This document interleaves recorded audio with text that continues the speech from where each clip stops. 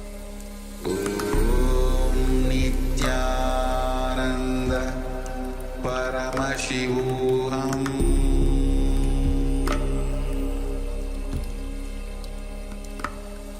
Om Nithyananda Paramashivoham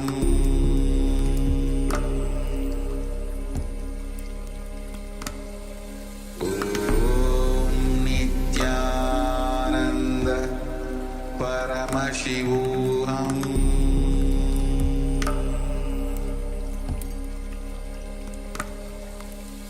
Om Nithyananda Paramashivoham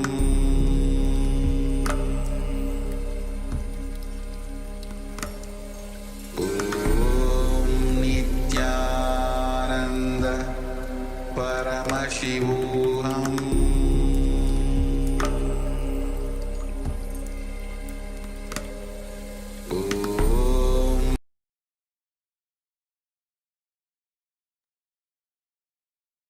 Yes, you can relax now. Slowly, very slowly remove your eye bands and gently let the light come back into your eyes. And once the light has readjusted for your eyes, and while it's still fresh in your mind, take a moment and share with us what was revealed in your third eye. So requesting everyone in the Zoom room to please switch on your cameras and be available in the camera frame. And if you've taken part in this power manifestation, then please go ahead and share what was revealed to you in your third eye. And understand the power can manifest in many different ways. It doesn't have to be just through vision. It can come through just a piece of information, just knowing that something is true. Or it could come through a sound, a smell, a taste, a feeling, an emotion, whatever way that it manifests itself.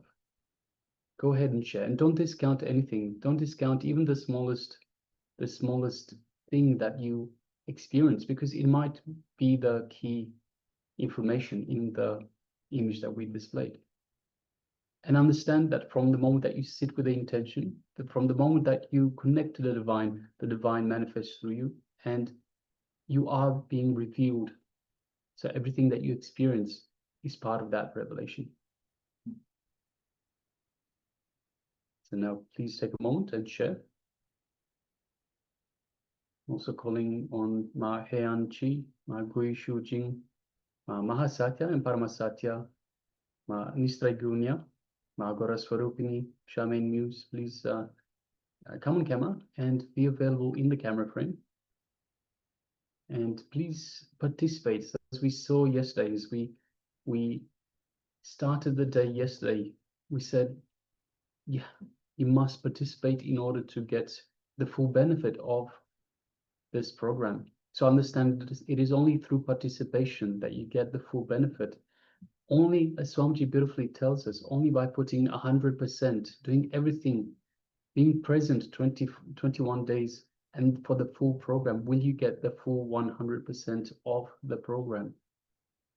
So participation is key. So not just presence, but also participation, engagement in the program itself.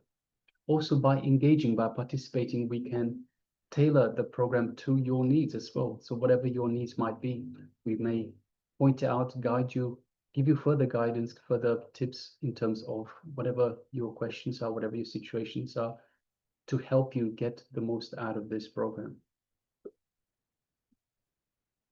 Yes, let's have a quick moment to share. We have powerful sessions coming up.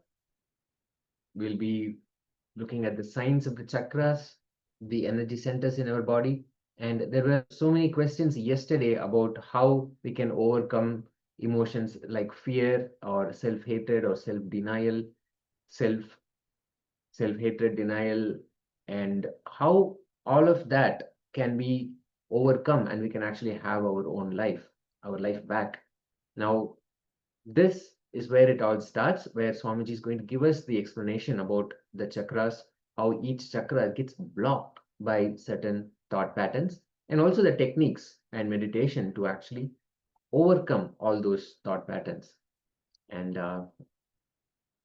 Vishwanathan Alagappan Ayya has shared above shoulder back pain, sky blue, cloud, and white color. Thank you, Ayya. Thank you so much for sharing. And also requesting for you to have your camera on, Ayya, so we can see you and interact with you, and we can guide you as well. Thank you for sharing. My young Yan Hong has shared golden sunshine, earthen house, black green teacups and coffee table, chairs, yellow coffee, farmland, a house with red tiles and white walls, botany, telegraph pole. Great. Thank you. Thank you, Ma, so much for sharing yet again with all the details. Thank you, Aya, for switching on your cameras. And yes, we'll quickly reveal the image that was being projected earlier.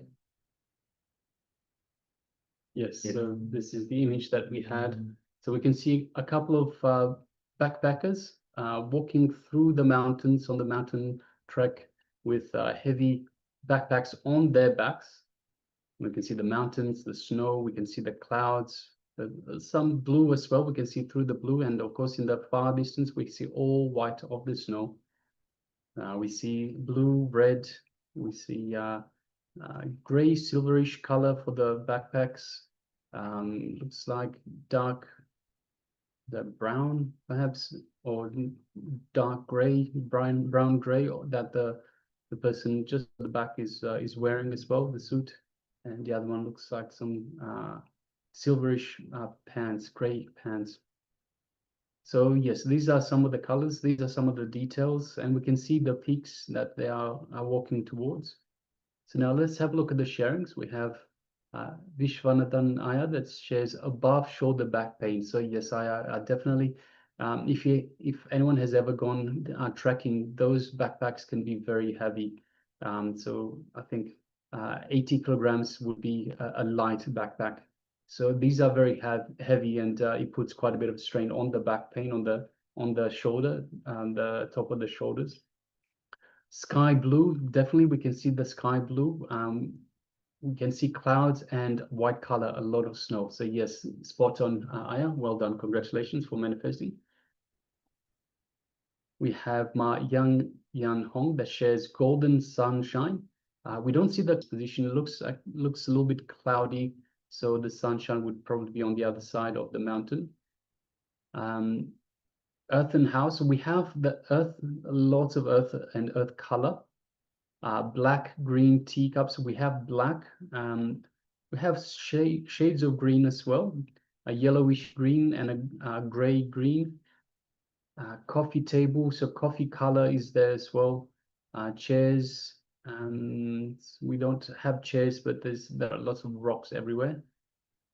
Yellow coffee farmland. In the valley, there might be some farmland. We can see towards the left-hand side, the valley is starting to develop the lower land. So as it goes down between the two mountain peaks. House with red tiles. So we don't have house. We do have the color red. We can see on the backpack. White walls. We have lots of white. So the snow looks like a wall of white all the way around. So yes, very much so, Ma. And botany telegraph pole. So we don't see the telegraph pole, but I'm sure they would have some means of communication. So that might be some connection there in terms of so anytime you go backpacking, you always make sure that you have some way of communicating, perhaps walkie-talkie, the radios to make sure if anything happens, you can get in touch with someone. So that's definitely there, Ma. So yes, thank you very much for sharing. A lot of the detail is there in the color and in some of the details itself. So congratulations for manifesting, Ma. Well done. So all right, now with that, let us move into the program itself. So as Swami has mentioned, we have the deity today is Sadashiva Murti, and the theme is Anandaspurna. We will be going through the all the different chakras. So we'll have a short introduction. Actually, we'll have a long introduction to the chakras themselves. So Swamiji will be taking us through an introduction to the chakras, and during the day, during the course of today, we'll be going through each of the chakras one by one, starting from the bottom, from the root chakra, coming all the way up to the Sahasrara chakra. as well as we'll be doing some meditations for these chakras as well. So now let us get ready. Let us sit comfortably with the head, neck, and spine in a straight line, and let us come to the space of listening as we hear from the Supreme Pontiff of Hinduism, from Swamiji himself, on this introduction to the chakras. Let's begin. If you have any questions, please keep them with you. You can post them in the chat box, and we'll address them at the end of the video of the revelations. So let's get ready and come to the space of listening, and let's begin.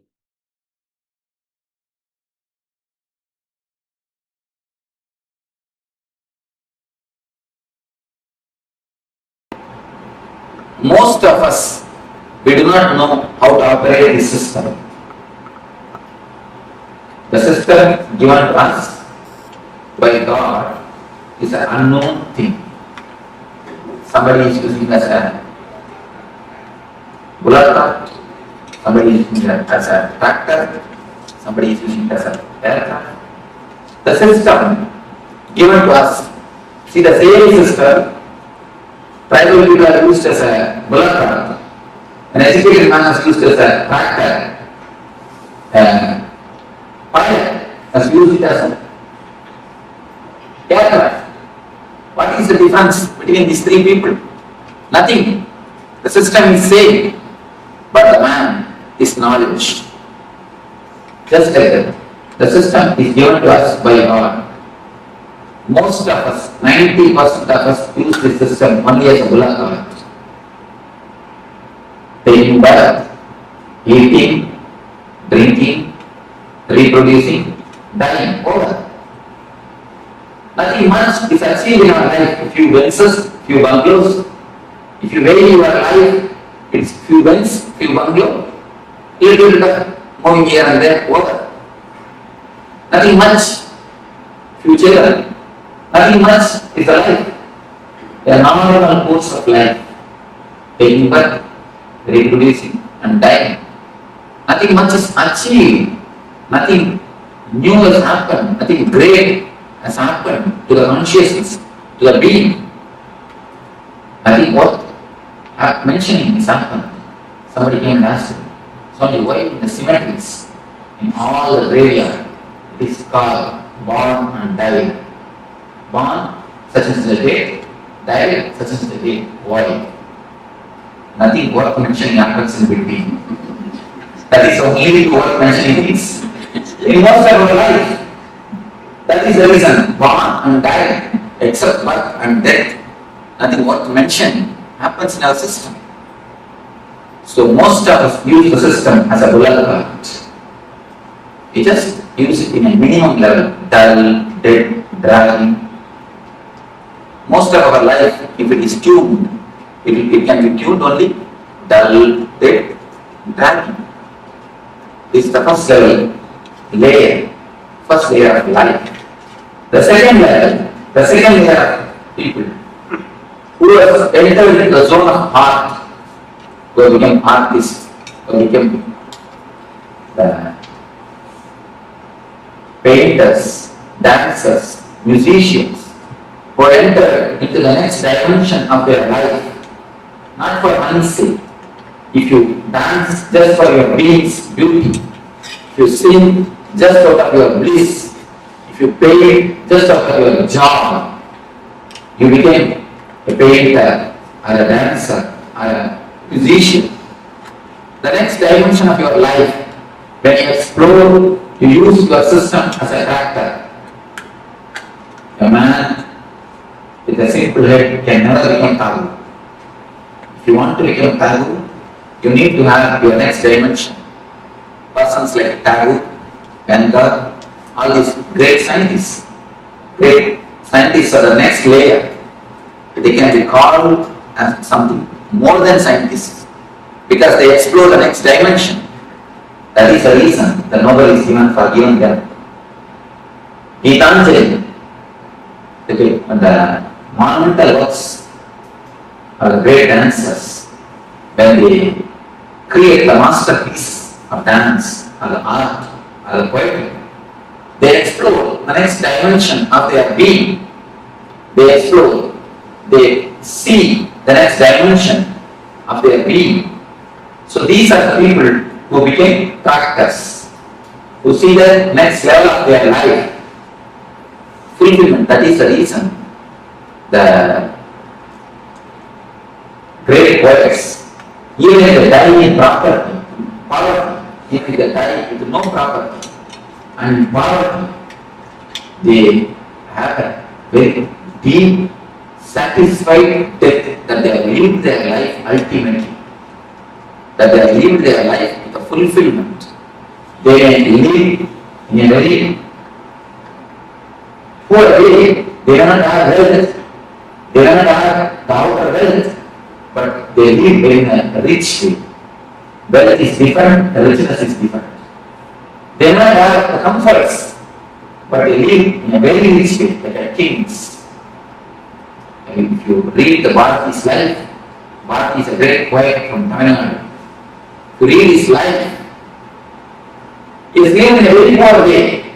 But if you see the way in which he lived, simply a royal, he lived more like a king than like a beggar. You can see all the poets, great poets, they are not in a wealthy way, in a so-called wealth, the outer comforts, but their life is really rich, because they have seen the next dimension of their being. They know the expression of the human being, of the human possibilities. Whatever way you can express your being, the possibilities of human being, the next dimensions of possibilities, they are touched. The third layer, only a Buddha, Krishna, Rama, these are the great intelligent masters who have used their system as an aircraft. These are the few people who have used their system as aircraft. Majority, 90% of us used as a beloved art. 8 or 9% who are artists, are the great dancers, great poets, they use as a character. Only a handful of people. See, if you want to know the human history of humanity, you don't have to read the millions of people who have taken birth and died. All their history is not necessary. Just read 10% history. A Buddha, Krishna, this 10% life history is more than enough to know the whole history of humanity. These are the people who have milestones on the human history. These are the people who have created turning points in the human history. Just like that, if you know the few man's history, you can know the whole history of the humanity. These few intelligent persons are the persons who have used their system as an aircraft. And even there is no need even to have 2 fingers, 2 hands. 1 hand is enough to count this type of people. Very handful of people. Buddha, Krishna. These are very few who have a great impact on the humanity, who have used their system as an aircraft, who are real pilots, are the pioneers of the human evolution, of the human growth. If you see the difference between the villager, the tribal man, and the pilot, nothing much. Only one thing, the villagers don't know how to operate the mechanism. The tribal people, they know how to operate the system. That's all. Nothing. The tribal people, they don't know the mechanism. The pilot, he knows the mechanism. Nothing else is the difference. Only a very small difference. It is not that something needs to be added. No. Only one difference. They don't know, he knows. That's all. Just like that, if you know how to use your system and mechanisms in your body, in your mind, in your being, you can become a pilot. You can use this system for the optimum result. You can use this system for the maximum result. You can convert this system into an aircraft. The mechanisms which exist in your system is what is called chakras. There are 7 chakras in our being. the energy centers. These energy centers are real mechanisms in our system. If you know how to open them, how to activate them, how to remove blockages from them, how to energize them, you can simply transform your system into aircraft. As long as you do not know anything about the system, you will be just pulling your being. You just know how to open, how to energize, how to activate the system. You will be using the same system, same mechanism as an aircraft. So now we will be entering into each and every system, each and every mechanism of your being, and we will explore how to operate it, how to open it, how to work under the chakra, under energy center. Let me show you how the chakras are situated. The small diagram, very small, I think all of you will be able to see how the chakras are situated. If you have this, you can just open the page 20. The lowest is called Muladhara, the root chakra. You don't have to remember the names. You see, there is no need to remember the names of all these things. Just I am giving an introduction. Then afterwards you will be entering into the deeper layers. You don't have to bother who I have to remember all these names or not. There is no need to bother. You can just see and have an idea. That's enough. First center is called Muladhara. From below I take the root of the spinal cord. Just at the root of the spinal cord. Muladhara. The next is Swadhisthana. Above the Muladhara, below the navel. On the navel, Manipura. And in between the chest, Anahata. Then on the throat, Vishuddhi. And between the eyebrows, Anya. Top of the crown, top of the head.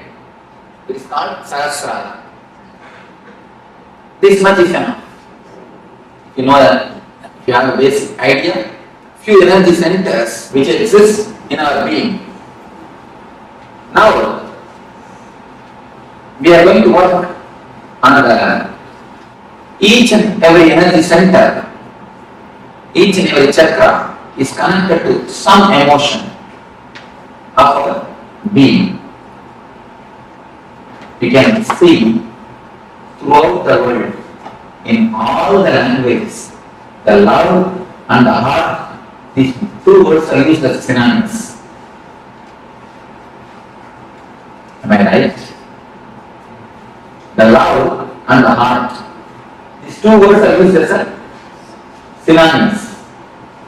Any language, it is not that all the languages are happened, are created in one time or one place. All the languages are created in a different space, in a different time. But around the world, almost all the languages have got the same expression. The love and the heart is used as a synonyms. Why? Something more than verbal connection exists between these two. Some experiential connection is existing. If you really observe, then you can understand. If you meet a friend after 10 years, your childhood friend, after 20 years, with whom you have a lot of very loving and sweet memories, suddenly something will flow in from here. You can observe. Have you observed, any of you?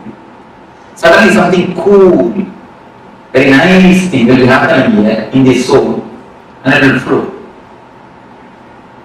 If you meet a person whom you love after 10 or 20 years, after a long gap, something will happen here. That is the reason, because this is an experience for everybody. That is the reason in all the languages, not only the Indian languages, or Western languages, even the tribal languages, I have seen at least more than 100 languages I have verified. In all the Ankara languages, the love and the heart is synonymous. Because it is something to do with deeper emotion. So the love is the emotion which is related to another chakra, the heart center. Just like that, each and every emotion is related to each and every chakra. If you receive any shocking news or news which you can't bear, immediately the first effect will be on your stomach. You will have a stomach upset. The stomach will be upset, either you will have diarrhea or loose motion. Have you observed anybody who had experience? Can always, it's an experiential thing. The first blow will be for Manipura chakra. The worry and depression is very closely related to Manipura. And again you can see, in all the languages there is an expression. If you receive some news which you can't tolerate, you say, I can't digest it. I can't stomach it. I can't digest it is an expression. In all the languages, again, because the worry and depression is very closely related to Manipura chakra. Like this, each and every emotion, the sex is related to Muladhara chakra. The chakra which is in the near the end of the spinal cord, the root of the spinal cord. Each and every emotion is very closely related to one chakras. If this emotion is handled properly in our life, each and every emotion is an energy given to you by God. It's like money. If you don't know how to handle the money, you will become bankrupt. Just like that, if you don't know how to handle the emotions, you become energetic. See, if somebody works for you, his work is worth $1,000. You pay him only $1,000.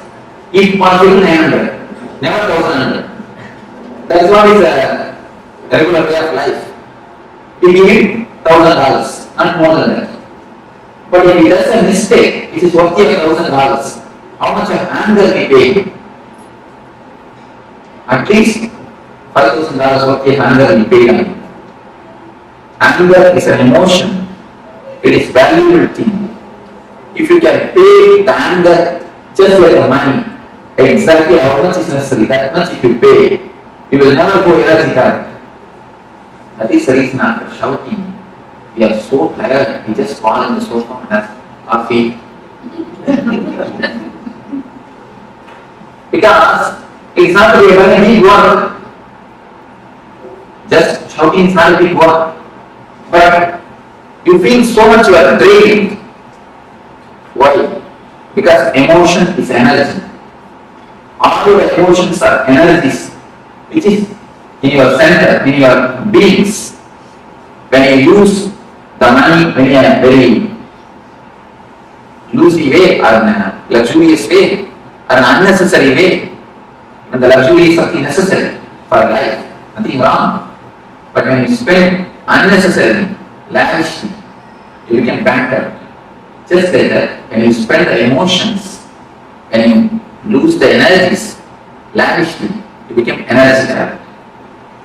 Each and every emotion is connected to some chakra. If you know how to handle them, how to use them properly, how to balance them clearly, your chakras, your energy centers open. If you don't know how to balance them, if you don't know how to use them, if you misbehave with the energies, see, having or showing too much of anger is a misbehavior with anger. Anger is like Lakshmi in you. If you misbehave with the money, you are misbehaving with Lakshmi. Just like that, if you misbehave with anger, you are misbehaving with your energies. When you throw a dollar note in the dustbin, when you throw a $100 note in the dustbin, you always think, oh, it's disrespect to Lakshmi. Just like that, if you throw your emotions unnecessarily, it's a disrespect to your energy. Just like the God has given you money, He has given you emotions, energies to run your system, to run your life. When you disrespect, when you throw them out unnecessarily, you show a disrespect on the emotions. are energies. If you know how to balance, how to run them, if you have an understanding, the chakras open. If you misunderstand or if you misbehave the energies and the emotions, the chakra closes. For a little more understanding, it can be told in the other way. If you know how to give your love, the anahata opens. If you continuously ask for love from others, anahata closes. It's the master key for anahata chakra. Now first you enter into the heart center. It's a master key for anahata chakra. If you know how to give the love, the center opens. If you ask for love, it closes. It's the first master key. One more way you can understand. If the chakra opens, you will give the love. If you give the love, it opens. If you give the love, it opens. If it opens, you give more love. More opening, more love. More love, more and more opening, and more love. It's like a this side circle. Now it is the this side circle. More you ask, more it is closed, more it is closed, more and more you ask. The ball is rolling in the down way, this way. It is getting more and more black and more asking. Now we are going to stop the ball by the meditation and start rolling this way. Then more open. Once the chakra starts opening, the more love overflows.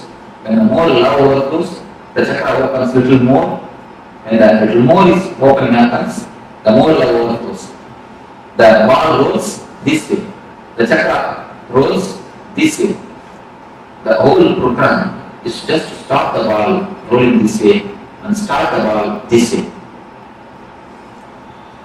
We are going to work on each and every chakra to open the chakra, to see the emotions are balanced, to see the energies are centered.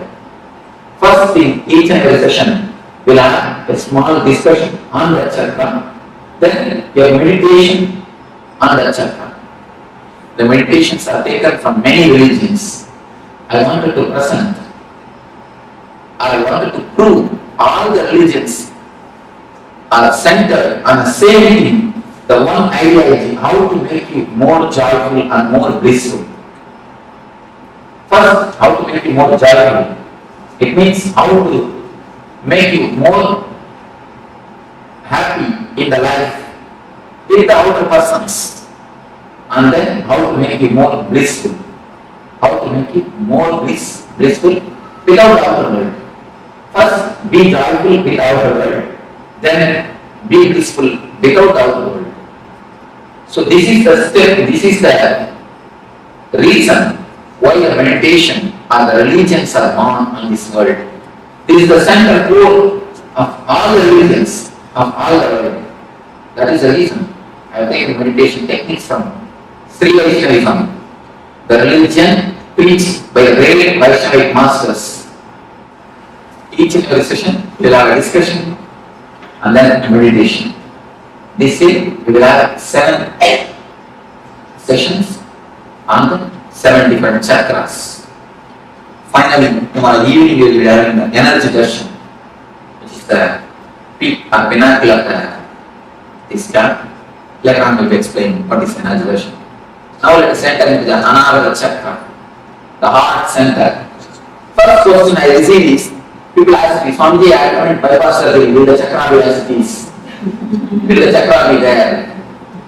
Whether you went bypass surgery or the angiogram, don't worry, the chakra will be there. Because it is not physical, it is more metaphysical. If you can give 2 more touches, I can show you. You have a ribbon, you can give me 3 ribbons. Next question, can give. I'll show you how the chakras exist.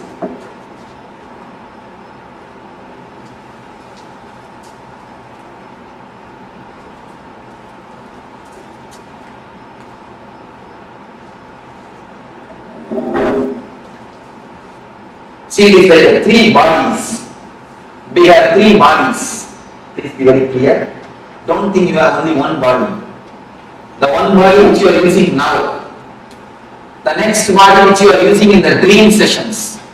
When you dream, you will be sleeping, this body will be lying in Chicago, but you will be dreaming as if you have gone to India. Then which body you are going to India? This body is lying in Chicago only, but you are in India. How can it be? So the body which you are using to go to India, the subtle body, that is called Sukshma Sarira. The second layer body, one is physical layer, another one is Sukshma Sarira. The third layer of body is a Karma Sarira, which is called the causal body, which you use in the deep sleep. When you fall asleep without even dream or the wakeful state, in a deep layer, in the third layer, now what you are using is a physical body. What you use in the dream is subtle body. The body which you use in the deep sleep is called causal body. You have three bodies in your system. The three bodies, they meet and merge in 7 different points. They meet with each other. You can imagine the 7 knots in these three kerchiefs. If you can imagine the 7 knots, just 7 different knots in 7 different places. If you can imagine, that is the places which is called chakras. The 7 different knots. The 7 different knots are called chakras. The first thing we are going to attend is anahata. Here also the three bodies meet and merge each other. In the book it is very clearly depicted. The three lines, they just meet near. That is the zone where the chakra is there. They just meet. Where chakra starts. So even if you undergo bypass surgery, the chakra will be there as it is without any blockage, because it is more metaphysical. This chakra is love. When you ask for love, when you ask for attention, please be very clear, I am changing the word from love to attention need. Because whatever you know as love is nothing but attention. If you say somebody loves you, what do you mean by it? He gives attention to you, that's all. He gives all his attention, or all his time, all his money, all his energy, or all his space to you. Attention is what we call as love. Actually, except a man who is enlightened, nobody can know what is really meant by the word love. Whatever we know about love is nothing but attention. If you say that he loves me or she loves me, what it means? She gives you enough attention. He gives you enough of attention. He gives you enough of his energy or money or whatever. Once the attention is given, everything else is slowly given. So the attention is what is called love in our language. When you give your attention to others, the chakra opens. When you give your attention to everybody, whomsoever asks, when you leave overflow, this chakra opens. When you start giving, this opens. When you start asking, this chakra closes. You can just see, you can just stand in your life. Almost all our life is just centered on the attention of the others. From the young age, we are trained, you can see the young kids. They will just put 2-3 steps and then they look at your face. If you smile, you agree for what they do. Then they do the next steps. Otherwise, they stop and they wait for your concern. You can see that young kids, anything they do, just they look at your face for the confirmation. For your okay. Only when you say okay, they go for an ahead. They wait. Just like from that age, we start expecting the attention or the okay from the others. The same thing continues till our end. You can see in how many places you just wait or expect the others okay, others attention. You can see more than 80% of your decision is influence or it is waited. You just wait or you just ask for their confirmation, for the others smile. It is not only economically, mostly psychologically. You feel inspired or you feel regenerated, you feel power or the energy only when you get confirmation from the others. Each and every move of your life, you continuously see whether somebody confirms it or not. You wanted the smiling face of the other. Almost it's like a psychological slavery. In every step, you wanted the other to be the source of your inspiration. If you just stand, you just sit in your room and scan the lifestyle in which you are living, almost 90% of your decisions, 90% of your life is just for the other's opinion, asking the other's attention, expecting the attention of the others, expecting the opinion of the others. It is more like a signature campaign. Each and every husband expects a certificate from wife, good husband. Wife is expecting the certificate, the good wife. Parents, good parents. Son like is expecting a good son. Each and every system we expect certificate from our brother, from sister, from father, from son, from everybody. Just to feel good, just to feel energetic, we expect the certificates. Only with a smiling face or the certificate we go next. We go ahead. See, adjusting or not adjusting is perfectly okay. There is a vast difference between adjusting and compromising. Listen thoroughly and you can contemplate on it thoroughly. We may ask, should we not adjust? Adjusting is perfectly okay, but compromising is very bad. Just understand what is the difference between adjusting and compromising. Adjusting is like you have all your energy source or inspiration or the strength within you. Then you give your love, you adjust for the sake of others. It is perfectly okay. But compromising is, unless they are all supporting you psychologically, you will have no energy to run on your own. When you adjust in that so you are compromising. Most of our life, we have somebody else as a psychological strength for us. If he smiles at you, you have all your energy to run. If he does not open his mouth, if he doesn't smile, the whole day you will feel depressed. Have you observed every time? If he doesn't smile on you, as soon as every morning when you wake up, if he doesn't give his smile, whole day you will feel very low. If some of your boss, or the husband, or the wife, or the son, or the father, if some of them didn't give their attention or their smile at you, immediately you will feel low. It means they are the legs or they are the feet for you to stand. The psychological slavery, psychological handicap feeling, I call it psychologically handicapped. In America, I saw so much of respect is given for the handicapped people. Everywhere you are parking for separate parking for handicapped, separate way for the handicapped people, separate bathrooms or restrooms for the handicapped people. Everywhere. Physically handicapped is much okay, nothing wrong. But psychologically being handicapped is simply sin. Please be very clear. I am giving a new definition for sin.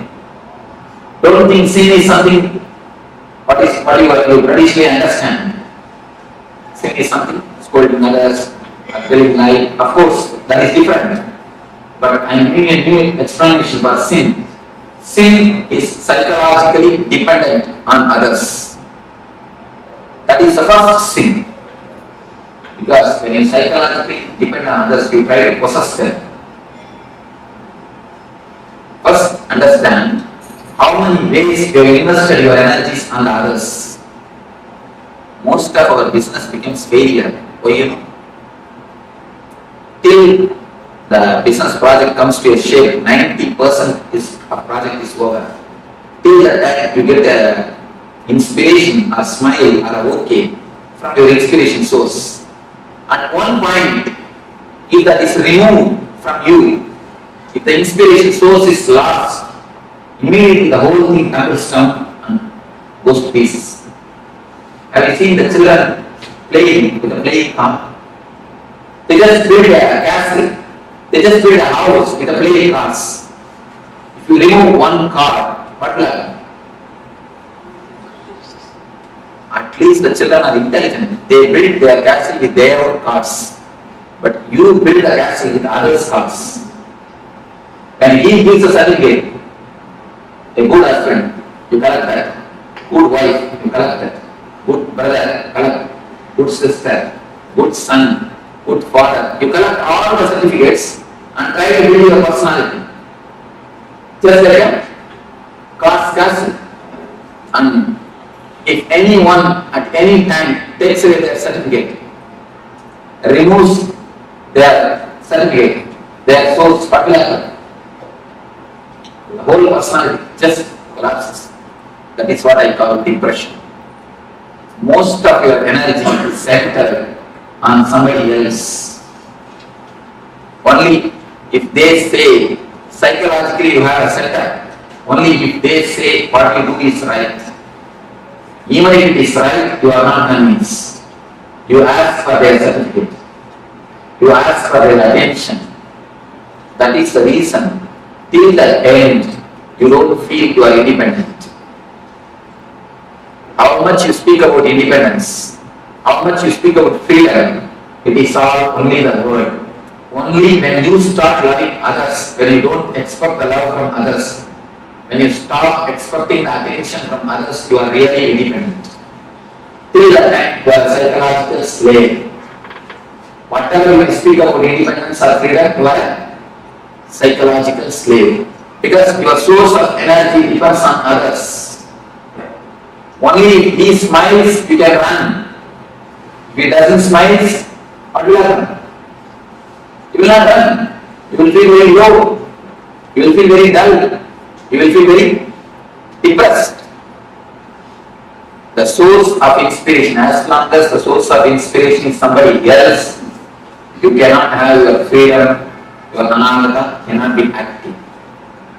Your energy center can never be totally awakened, totally alive. First thing, find out where all you have invested your energy center. On whom all you are dependent. Please be very clear on whom all you are dependent. Psychologically. You need how many smiles to run. Try to reduce the number of smiles. Even without that smile, start running. Even without that okay, start running. I am not telling you to go against the society, no. Do your same routine, same lifestyle, but try to reduce the number of smiles. Don't expect, don't keep them, don't make them as the source of inspiration. There are few things which you may not be able to drop at all. Then at least keep them in a good repute. So that at the time of emergency, let them not take away their cars. If they take away their cars at the time of emergency, then you fall into the real deep depression. So try to become independent. Try your best to be on your own. Try to center all your energy at your own heart, at your own source, at your own personality, at your own being. When you feel you are not able to cut or you are not able to run without one person's smile, understand that I am not able to run without these 2-3 persons. and at least keep a compromise with that 2-3 persons.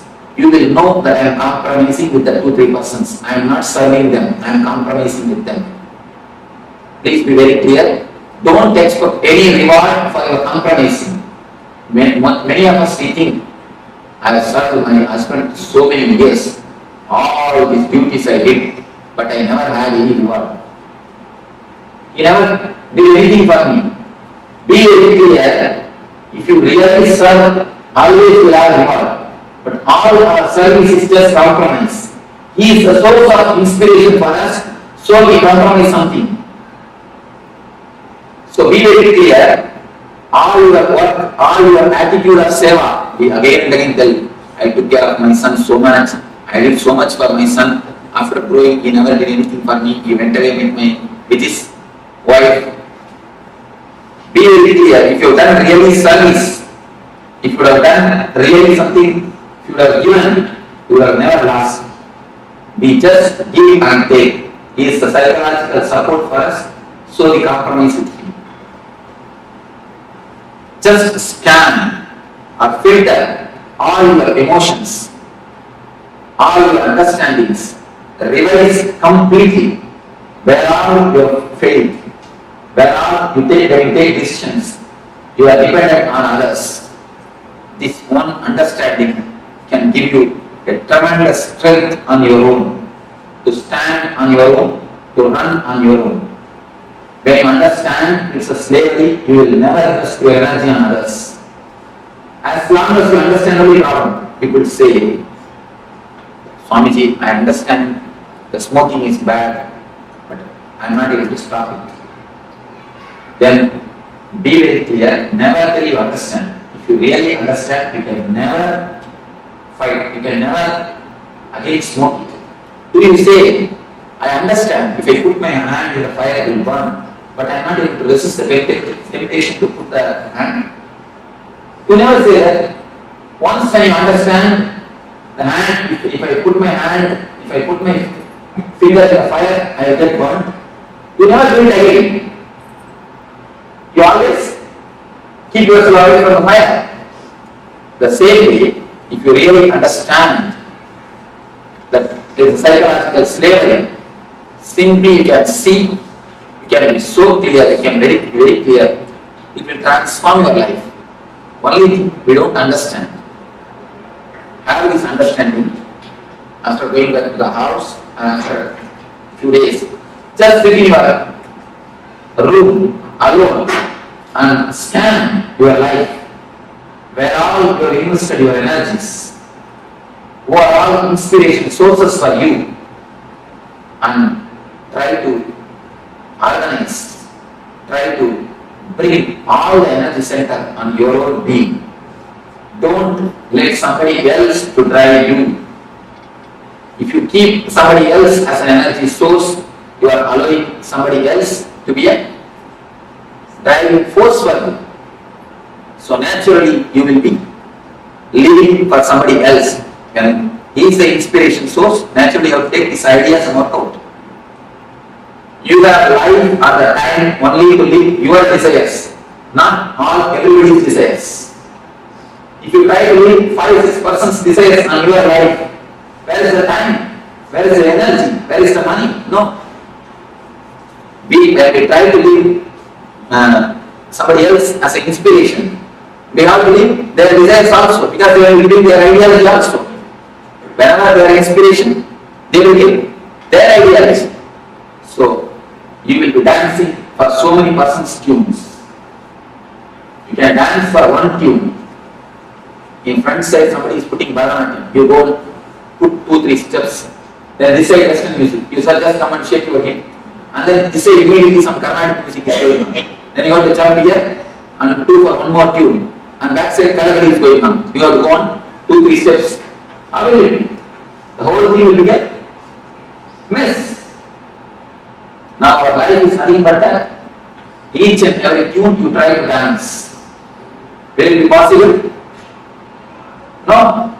It will never be possible. If you try to dance for one tune, your life will be successful. Even if you don't know dancing, you will create new dancing. What you do is what is dance, you see. It is not the dance, it is not some basic rule. If you don't do according to that, it is not dance, nothing like that. I have seen all the great dancers are unique. People who go beyond the rule and still they maintain the grace, they are the successful dancers. People who maintain the rule, I have always seen they are only millionaires.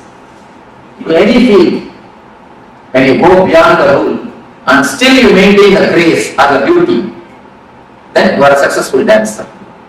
Either in a classical dance or the Western dance. Go beyond the rule and maintain the grace, you are successful. So, anywhere, only when you have your individual, only when you have yourself as a center, you can be successful. So, here is a beautiful meditation technique from a Tibetan Tantra, the Tibetan Buddhism, to center your energies. Now, a small understanding you have about this Ananda, then you will be entering into the meditation or the technique to center your energy. After the meditation, you will be entering into one by one sessions. Now, before entering into the meditation, we will have few minutes for question and answer. Of course, due to short of time, otherwise, generally I make everyone to question. Even if they don't have a question, I tell them at least tell you words. I try to, in my way, I keep the list. People who attended the other days, they know. I make everybody to ask, but now I think we may not have so much of time. At least few questions I will try to respond to. Yes, A few things like if somebody says don't put the hand in the fire, we don't because we know it burns either by feeling it or by experiencing it. But at the same time, there are some things, though we know we shouldn't do it, but we are still doing it. Is it psychosomatic because it's comforting and we really go One small story. One man came and told me, Swamiji, last week I read a book which explains very seriously the dangers of smoking. How they get cancer, how many problems come due to smoking. Then I stopped. I asked him, oh, you stopped smoking? He told, no, I stopped reading. See, actually, if you know very clearly the fire burns, you don't put your hand. The problem is, first when you put your hand in the lighter fire, you get burnt. Then you think, I think lighter fire only burns. If I put my hand in the water, it may not burn. Let me check. You put your hand on the oven. Oven fire also burns. I think if I can put my hand in some other candle, let me see. You put your hand in the candle. Just like that, you try with each and every fire. Finally, when you understand all the fire burns, your body will be burned. Because the age will be over. You end up in that age, your age will be over. It's more like that. The understanding is not deep. If the understanding is deep, you can never go beyond it. We don't allow the understanding to sink deeply. See, whenever you receive some intellectual conclusion, you don't allow the intellectual conclusion to work on your emotional layer. If you allow the intellectual conclusion to work on your emotional layer, you never go beyond it. The allowing the intellectual conclusion to work on the emotional layer is what I call it meditation. Meditation is nothing but allowing the intellectual conclusion to sink deeply into the emotional layer. Now you understood few things. If you meditate, that time, the meditation technique will allow the intellectual conclusion to sink deeply into the emotional layer. That's what they call in Vedanta, Shravana Manana. Shravana means listening. Manana means allowing it to sink deeply. Most of the time, we don't give space or the time to allow the intellectual conclusions to sink into the emotional layer. So once the intellect is allowed to sink into the emotional layer, you will always see Nithyananda, transformation happens. It should not be done. No desire should be suppressed. No transformation can be done. It should only happen. See, flower, if it automatically flowers, then it is really flower. If you just open a lotus, in many temples I have seen they open the lotus, and the floweriness will be missing in the lotus. The floweriness will be missing in the flower. Only if it blooms or if it flowers by itself, it has got beauty. You can do few things. You can allow the transformation to happen. You can put them inside and wait a little bit. You will see the transformation happens. But we neither give time or the space to seek it, or we are too urgent to see the transformation. The desire for transformation is so pushing, so urging us. You see, the desire for the outer object and the desire for transformation, both are not the same. When you desire too much for the outer object, you make mess of it. Just like that, if you desire too much for the transformation, you make mess of it. Put the idea aside, just wait for a little. Allow the seed to sprout. A small story. Once 3 monkeys, they got a mango. They were living in a forest, they got a mango fruit. If one monkey gets a mango fruit, you know what will happen. The 3 monkeys, they already worked for that. So all the 3 have to have a share of the mango. Now the problem starts. How to share? Finally all the 3 monkeys, they got together and they have decided, see, this one mango, we 3 cannot share. We will plant this mango, pour water, put fertilizers. Then it will become tree. We all will have enough of mangoes when it becomes tree. They all decided, they put they planted the mango. See, the first one he took the responsibility of pouring water, the next took the responsibility of putting the manure or the fertilizer, the third took the responsibility of security of the seed. All the 3 are doing their duty so religiously for 6 months. For more than 6 months. Still the seed has not sprouted. So all 3 called for a conference. All the 3 sat together and they started discussing. The first one he told, you see, every day I am pouring the water religiously. Every day morning I pour water. Not even one day I missed. I miss my morning walk, but I never miss pouring water. I don't know what is happening. The next month he told, every day 4 o'clock I put the manure and fertilizers. I don't know what is happening, why it is not coming. The third month he told, you see, 24 hours I stand here as a security. I don't go anywhere else. And not only that, above all, every day I just dig it out and see how it is going. You see, every day when you dig it out and see, you can never sprout. Pour water, put manure and wait for a few days to sprout the seed by itself. Just like that, we listen something now and we do meditation for 20 minutes, immediately it's for, oh, still now nothing has happened. Still now transformation has not happened. So wait for some time. Give little space for the seed to sprout. Allow the conclusion to sink in and do the meditation. The conclusion is the seed. Meditation is the manner. Just give a little bit of space or the time to seed to sprout. Otherwise, we will be digging just every day and see what indication we will be doing the same thing. Just the digging itself will drop them, will stop the sprouting. Digging creates a guilt. You see, digging I have seen many people. As soon as you hear these things look so nice and so very good, immediately you start working it out. When you start immediately, naturally you feel you have one pitfall. Then you feel, oh, I am not able to do, I am not able to see. The guilt that I am not able to stop smoking creates more trouble than the smoking itself. the guilt becomes so deep thin layer in your life. You decide, I cannot put all these things into the life. I cannot practice. The Swami can practice because he has lived all his life, but I cannot practice. You come to a conclusion that these are outdated ideologies. These cannot be practiced just by one or two pitfalls. That's the reason I'm telling you. Allow the transformation to happen.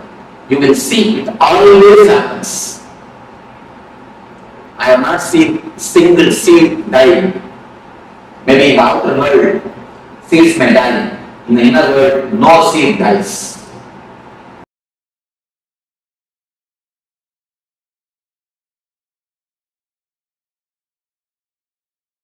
Around 5,000 years ago, at the end of Mahabharat War, the ancient enlightened Hindu civilization consisted of 10,000 Hindu traditions, or sampradayas, that existed in 56 Hindu nations, 200 Hindu kingdoms. Yes. Powerful introduction to the science of chakras, the energy centers that we have, at least 7 major energy centers we have, and so many other minor chakras as well. And these major energy centers are responsible for the flow of energy, the natural flow of energy that happens within our being. The Kundalini Shakti that originates at the base of the spine and then flows through the entire body. What happens is this flow is interrupted, blocked by certain thought currents. The thought currents that we carry, they lower the quality of energy, they stop the flow of energy that is happening in the chakras, and that leads to disorder or disease. So this is a powerful introduction and a powerful way of looking at how the emotions that we carry, whether it is fear or lust or whatever that may be that we feel is stopping us from doing something that we actually want to do in our life, and what to do about it as well. Yes, so as we just mentioned, the disease is only an imbalance in all of these chakras, in these our centers, energy centers, because our body and mind are rooted in our inner consciousness. So we're going to enter into an exercise, an activity. So we'll be displaying for you a human body with all the different chakras aligned, and as well as the name of the chakras. We have all the 7 different chakras. Swamiji has gone through them. So we'll be entering this activity shortly. We'll be displaying this sketch of a human body. We'll request you, first of all, in the first instance, to sketch the human body and to mark these 7 chakras. So each chakra where it is located. And then next to that, we'll write all the blockages, everything that blocks it, everything that unblocks it. So after you sketch the diagram, we'll ask you to draw a table with all that information. So this is all for your reference, for your information to have to refer to back when we mentioned everything about the chakras. We mentioned how the chakras are blocked and unblocked, what the powerful cognitions involved are. So requesting everyone to please gather a pen and paper and make sure you have enough space to draw a sketch of a human being. Actually, we'll just display that now. So in the first instance, we'll sketch just the human body and where the individual chakras are displayed. So just displaying that now, where the individual chakras are placed. So you can see starting at the bottom with the Muladhara chakra, which is the root chakra. It's at the bottom of the spinal cord. So that's why it's called the root chakra. Then moving up, we have the Swadhisthana chakra, which is just below the navel. And it's also called as the being center. So the being center, also called the spleen center. Now, next one is Manipuraka chakra, which is the navel center itself. So the navel center is the Manipuraka chakra. Then we go a bit further up, we have the Anahata chakra, which is the heart center. So the heart center is in the middle of the chest. That is the heart center, Anahata chakra. Then we move up into the throat center. The throat center is just in the small of the neck, where the little depression in the neck is. That is the throat center. It's called the Vishuddhi chakra. Vishuddhi chakra. Then we move further up. In between the eyebrows, we have the third eye, also known as the Anya Chakra or the brow center. So that is the Anya Chakra, the third eye, the brow center, just between the eyebrows. And last but not least is the Sahasrara Chakra, which is the crown center. And in fact, the crown center isn't so much a energy center as it is an opening to the cosmos to receive the cosmic energies directly. So these are the 7 main chakras that we will be covering, we will be going through. So requesting everyone, please take a moment and draw these down, pin down where exactly these chakras are, what they are called, and this is for your own reference. So when we have a look at it, when we speak about it again, you can quickly pull this sketch up and have a look and know exactly what we are talking about. So if you're not familiar with the chakra system, so please go ahead, just take a few minutes.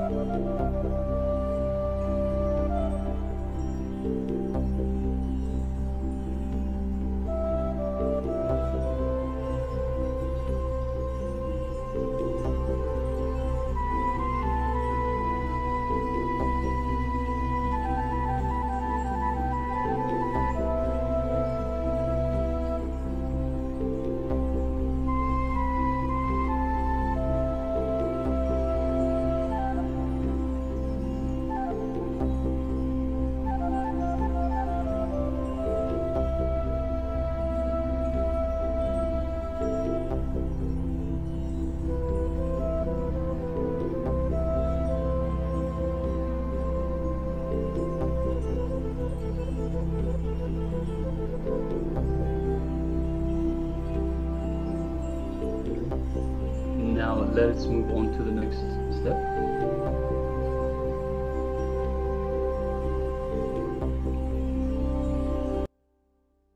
Yes, let us go on to the next step.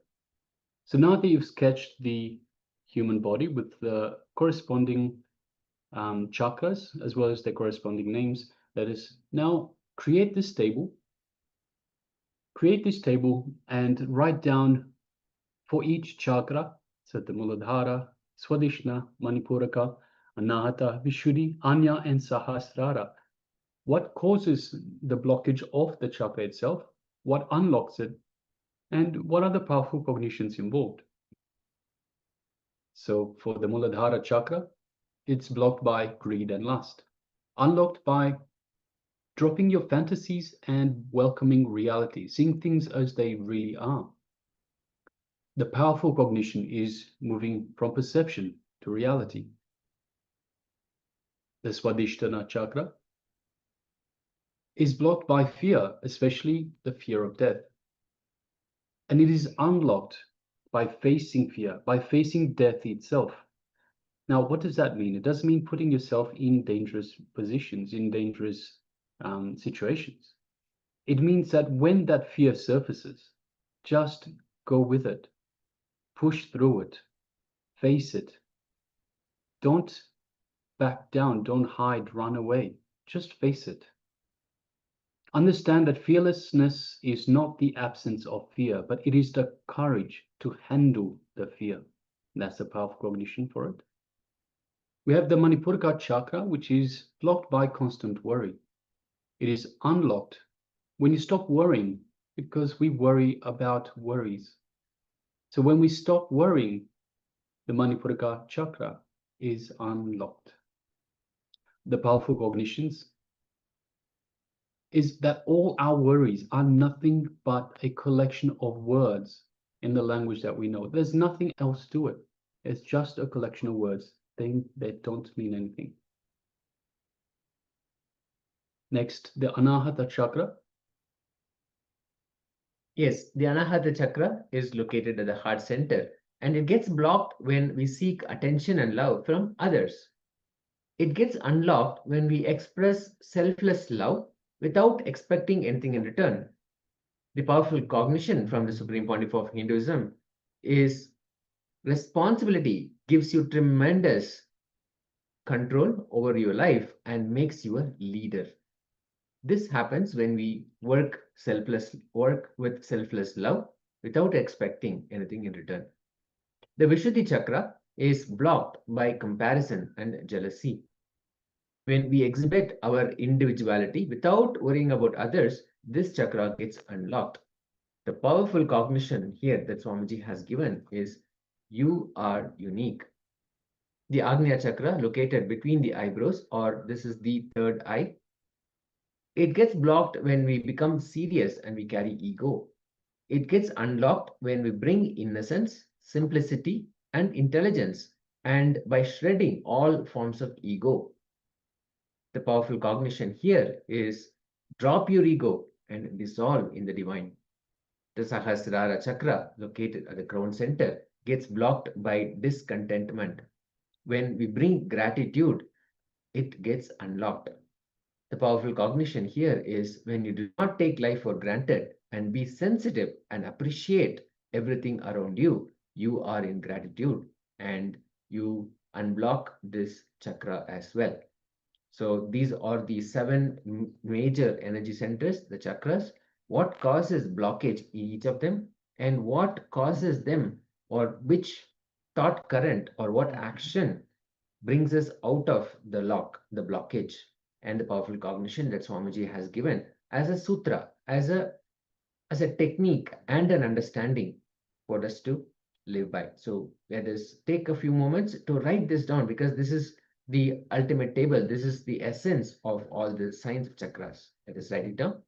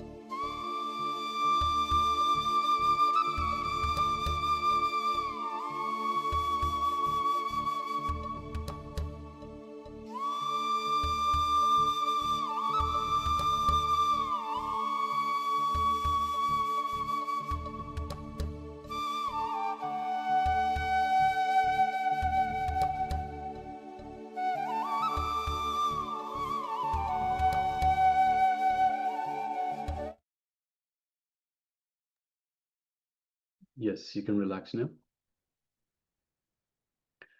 So I hope you got a chance to write down all that down, to write all of that down. So this, once again, is for your own reference. For your own reference, when we speak about the chakras, what blocks them, what unblocks them, any powerful cognitions and such. Now, all emotions like worry, lust, discontentment, jealousy, fear, ego, and attention need, are all purely because we find a connection between independent incidents, between independent thoughts, and we create a concept for ourselves, and we start relating with that concept.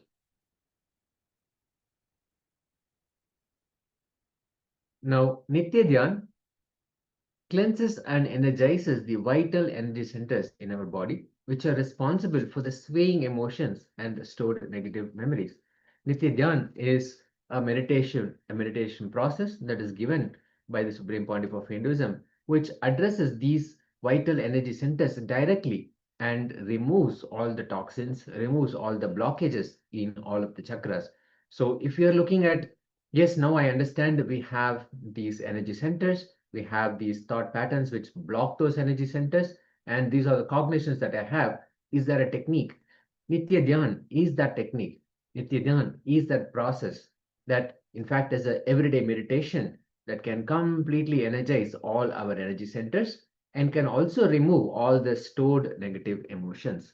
So this is a very powerful process that is formulated by the Supreme Pontiff of Hinduism, Bhagavan Nithyananda Paramashivoham, and one of the greatest gifts from Swamiji to humanity. Just this Nitya Dhyan alone is enough for us to, it is potent enough for us to experience that space of bliss. So it's a very powerful meditation technique, and we'll be learning more about it and other processes as well. With that, now we'll enter into the next section, which is a power manifestation session. Today, as we said earlier, we'll be manifesting the power of consciousness over matter. The scriptural reference for manifesting this power, which is first look at that. Kvachid vastuni vinyasya shanair drishtim nivartayet tadjnanam chitta sahitam devi shunya layo bhavet. Here, Bhagavan Paramashiva says, having fixed one's eyes on a particular object, one should slowly withdraw the sight from that object, as well as slowly eliminate the knowledge of that object, along with the thought and impressions of it. Then, O Devi, one abides in Shunya, the state where there is nothing other than this exists, which is the state of all inclusiveness or infinity. We experience the space of oneness when we fix our eyes on the object and slowly withdraw all our understanding, all our knowledge, all our judgment of that object. Then we experience that beautiful space of oneness. So this is a scriptural reference, but what we are actually going to do is a simple, powerful cognition of oneness. Simply by sitting in that space of oneness with Swamiji, we are going to actually experience a space of oneness with the object as well. So for this manifestation, let us pick up a coconut. If you have a coconut, you can use the coconut, or if you do not have one, you can use a round fruit, something like an apple or an orange, something like that, that we can use for this manifestation. So let us quickly pick that up. An object that is round in nature. Let's pick up that object and sit in that space of manifestation.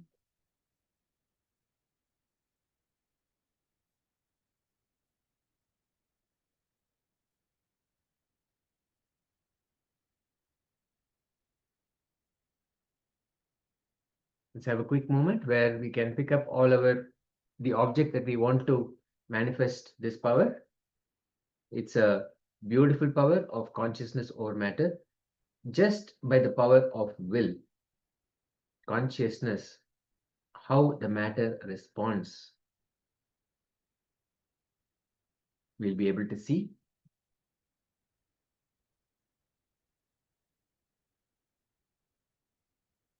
Do let us know if you have had your object ready. And yet again, those who have not switched on your cameras, please do so. So we will be able to see if the manifestation, if you are prepared for the manifestation, and we can get started.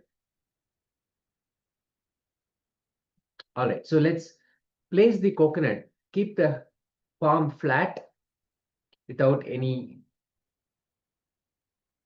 up or down here. And Vishwanathan Ayya, yes, thank you, Ayya. Ayya, earlier you had asked a question about third eye manifestation. We will address that definitely. For now, keep the hand flat and place the object in the middle, just keep it. Now, The first thing is to again bring that space of oneness with Paramashiva and have the intention to feel the vibration in the object. Just connect with the object in front of you.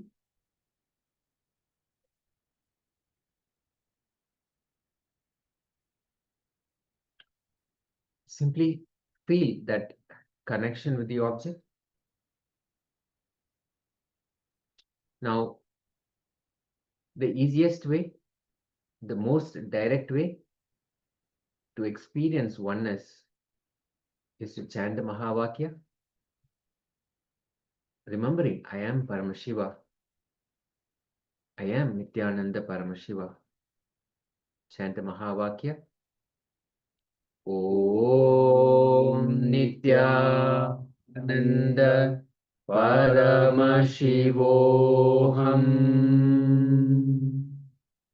Om Nithyananda Paramashivoham. Om Nithyananda Paramashivoham. From that space of oneness with Paramashiva, oneness with the Supreme Pontiff of Hinduism, have the intention to feel the vibration in the object. Continue to chant the Mahavakya intensely.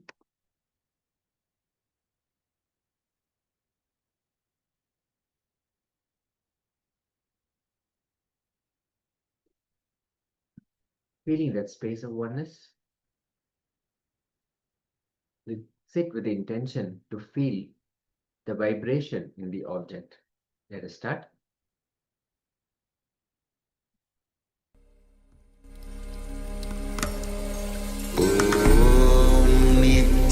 Nithyananda Paramashivoham.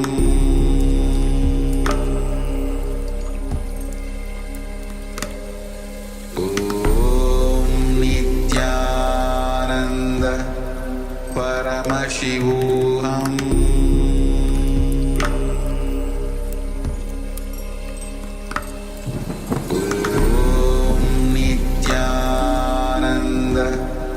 Paramashivoham.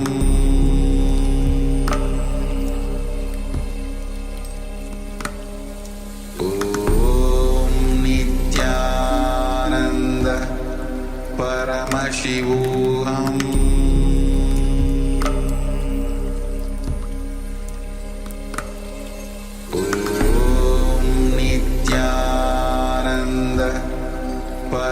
Paramashivoham.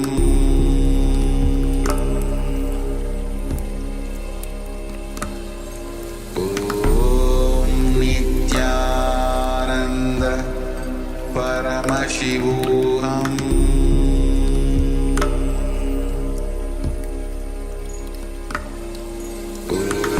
Om Nithyananda Paramashivoham.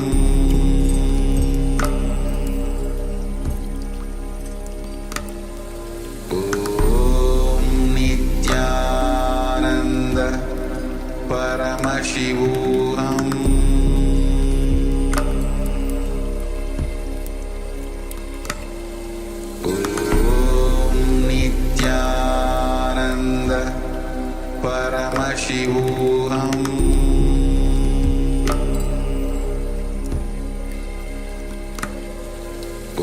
Om Nithyananda Paramashivoham. Om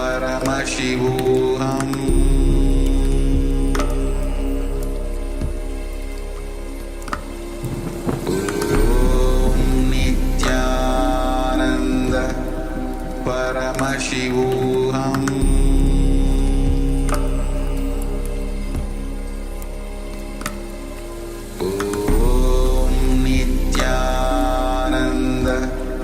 Paramashivoham.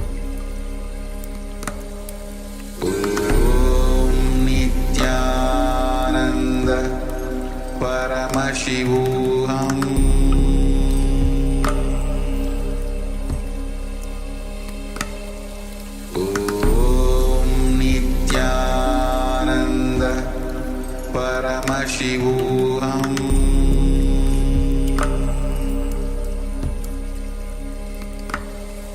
Om Nithyananda Paramashivoham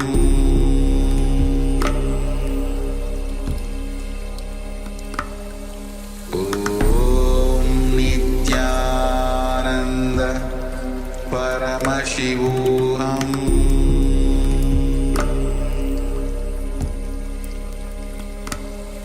Om Nithyananda Paramashivoham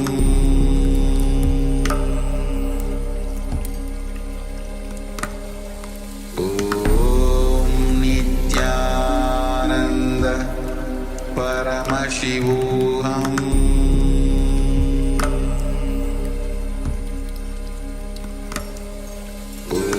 Om Nithyananda Paramashivoham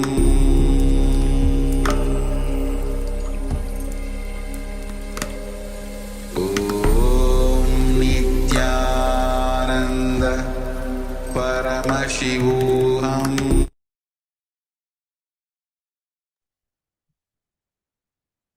Let us now slowly relax.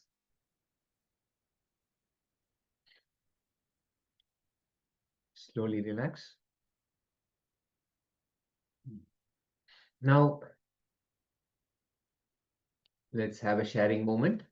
How was it when you were holding the object with the intention of feeling the vibration of the object?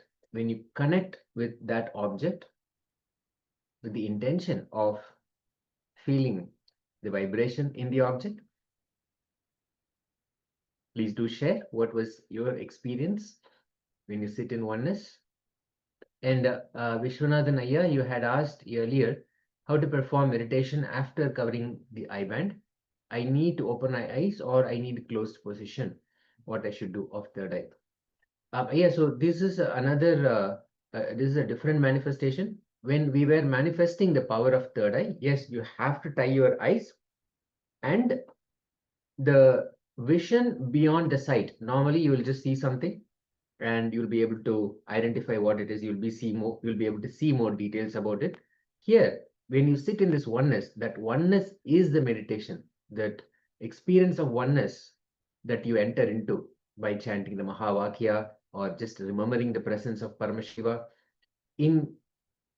In all of those ways, you experiencing that oneness is the meditation. That is the experience.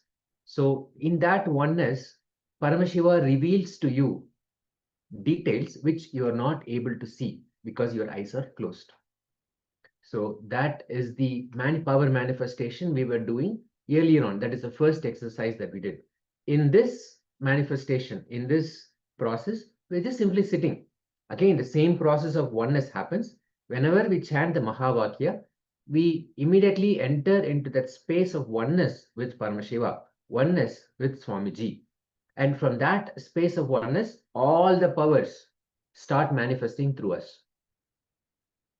So that is how this works. So we will be doing many more sessions like this, where we simply sit in that space of oneness and then manifesting, and then we'll be manifesting one power after another.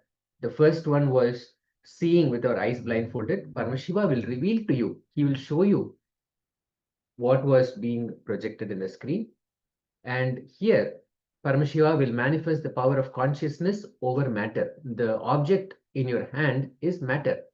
And you, in that space of consciousness, carrying the will to connect with it and experience that vibration is consciousness. So the power of consciousness over matter is what we are manifesting in this session. So when you normally sit with the coconut or sit in that with that object, you will be experiencing that oneness with that object. You'll be able to connect with that object, and you'll also be able to see or feel what the object is doing, and you'll be able to experience that vibration or something that is happening with the coconut or the object as well. And here you are saying, yes, very light. Great. So again, when you connect with it, what you feel from that object is the manifestation. There will be more manifestation, there will be more processes that we'll be doing, where we'll actually be keeping the coconut in our hand, and then we'll be able to roll it, we'll be able to give a command to the object and make it either fall down, roll, or stand up, do something like that also. So when we experience will, when we bring that will command, the object simply does what we command. So that is the manifestation. I hope it answers your question, Saya. If you have any, yes, thank you. If you have any further questions, please let us know. And Ma Anna is sharing. It's shaking. Great, fantastic. Thank you, Ma. Thank you both so much for sharing this. And let's just give a moment for all the other participants also to share their experience of this manifestation of consciousness over matter.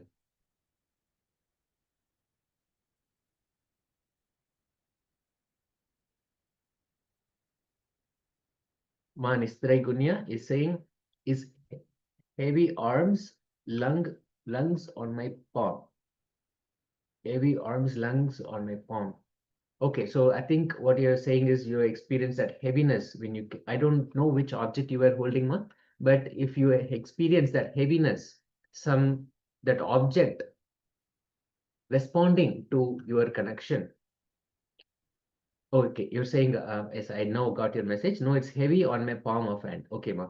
When you, what was the object that you were holding? Can you share that also, please? And how you were able to connect with that object?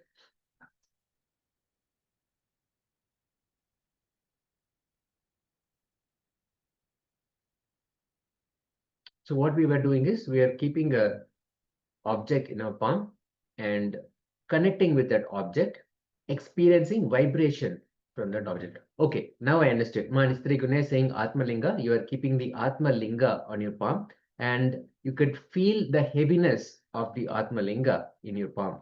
Fantastic. Thank you, Ma. And thank you, Aya, also so much for sharing. Thank you. Now, with that, we'll move into the next segment. This power manifestation will be going through again and again. The more that we sit in manifestation, the more that we will be able to manifest even more with accuracy and power. So the only power, only technique here is to simply just do again and again, sit in that space of manifestation. So with that, now let us sit back in that space of oneness, sitting comfortably as we listen into the Supreme Pontiff of Hinduism, giving us cosmic truths, powerful cognitions about the Mooladhara Chakra, which is located at the base of the spine. Let us start.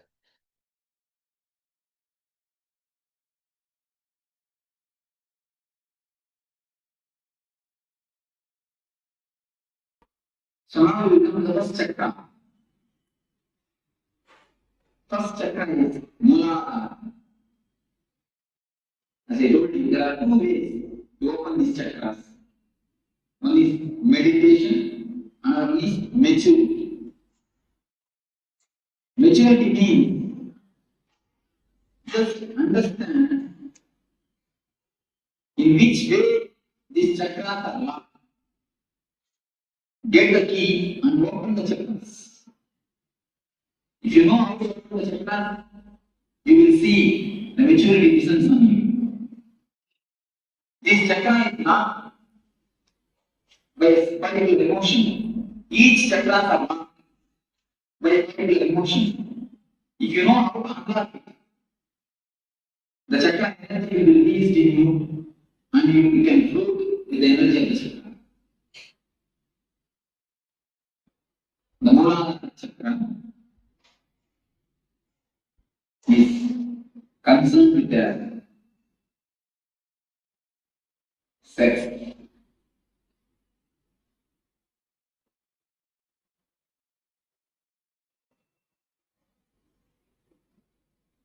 In the world, most talked about, most discussed about, most of the books are written about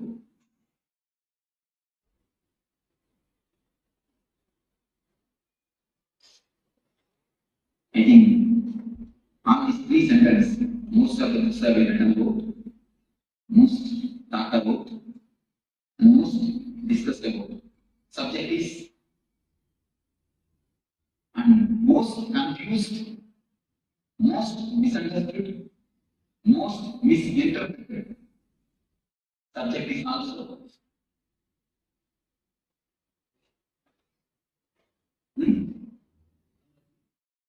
No, no.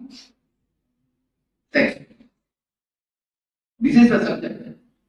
Most talked about, most discussed about, most written about, and most confused, most misunderstood, most misinterpreted. No other subject is talked about so vastly. No other subject is talked about so vastly as this subject. But no other subject is misunderstood as this subject. We try to avoid the subject, or we try to indulge in the subject. The man tries to avoid the subject,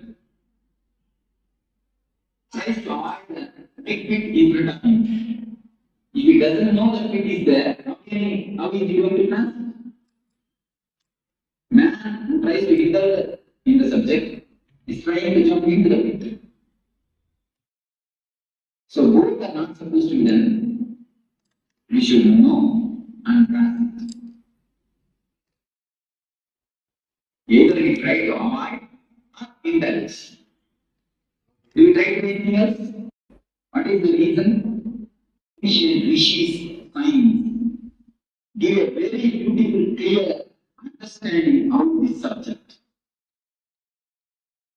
The man who wrote the Kama Sutra, the science of this book, of this subject, is a sannyas like me.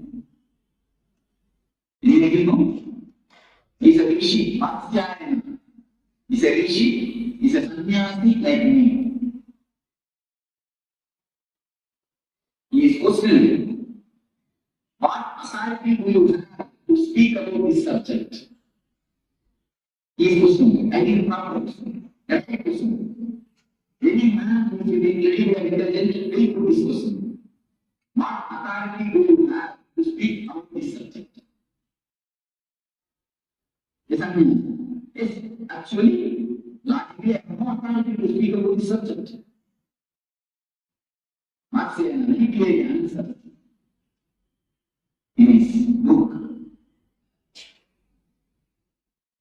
But example gives, I have one reason I'm giving a modern day.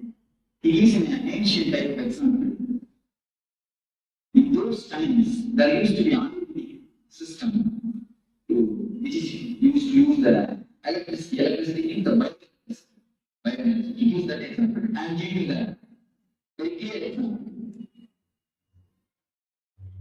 Electrician knows how to switch on and off the switches. He knows what is the circuit behind the switches and the instruments. Whether you, when you switch on, what will happen? Switch on, what will happen? Everything he knows. He may not have switched it on and off. He may not have actually done it. But he knows the science behind it. He knows the energy flow behind it. But a man every day uses a switch. He is switching on and switching off. He may not know the science behind it. Am I right? Many of us know only how to switch on and off, not the science behind it. That is why many times we get shocked. That is the reason many times we get shocked.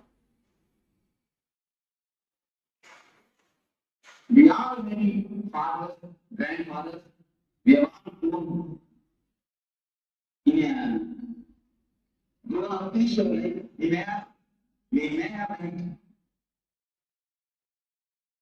just like a normal man knows only how to switch on and off the switch, but he doesn't know the mechanism or energy flow behind it.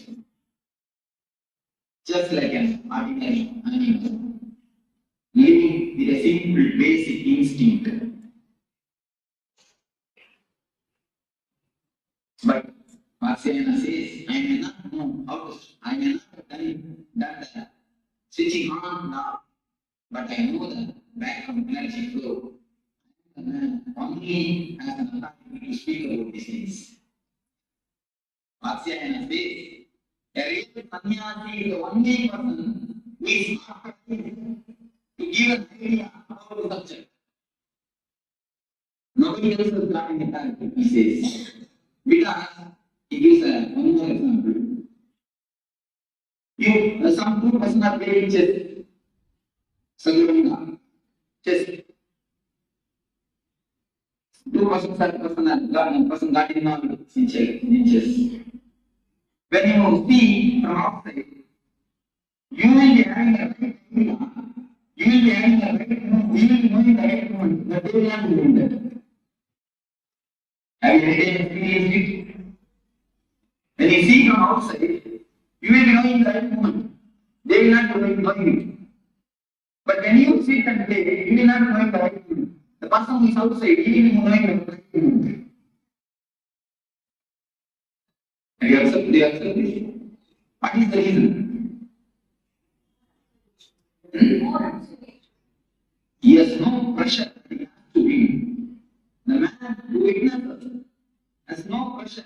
The man who is outside has no pressure that he has to win. The pressure makes mind dull. So a man will jump out of this being, samsara. A man who is outside this being only can give a right idea about the being. If you are sitting in a giant wheel, you can take the example of giant wheel. If you are sitting in a giant wheel and rounding, can you give a giant wheel? Can you? When you have jumped out, when you are looking at things, seeing things are happening, you can give a idea about giant wheel. So a man who has come out, who is beyond, who has transformed energy, who has jumped out of the samsara chakra, can only give a right idea about this subject. So you come to the question, what is sex? Today, biology proves all men are 51% men, 49% women. All women are 51% women, 48% men. Just 1% this way or that way. 1% this way or that way. But when we start moving, society doesn't allow the women part of us to express. When we do the meditation, many times I observe, men always cry, women try to laugh. What is the reason, you know? The women feminine part of us has been suppressed. The masculine part of the women has been suppressed by the society continuously.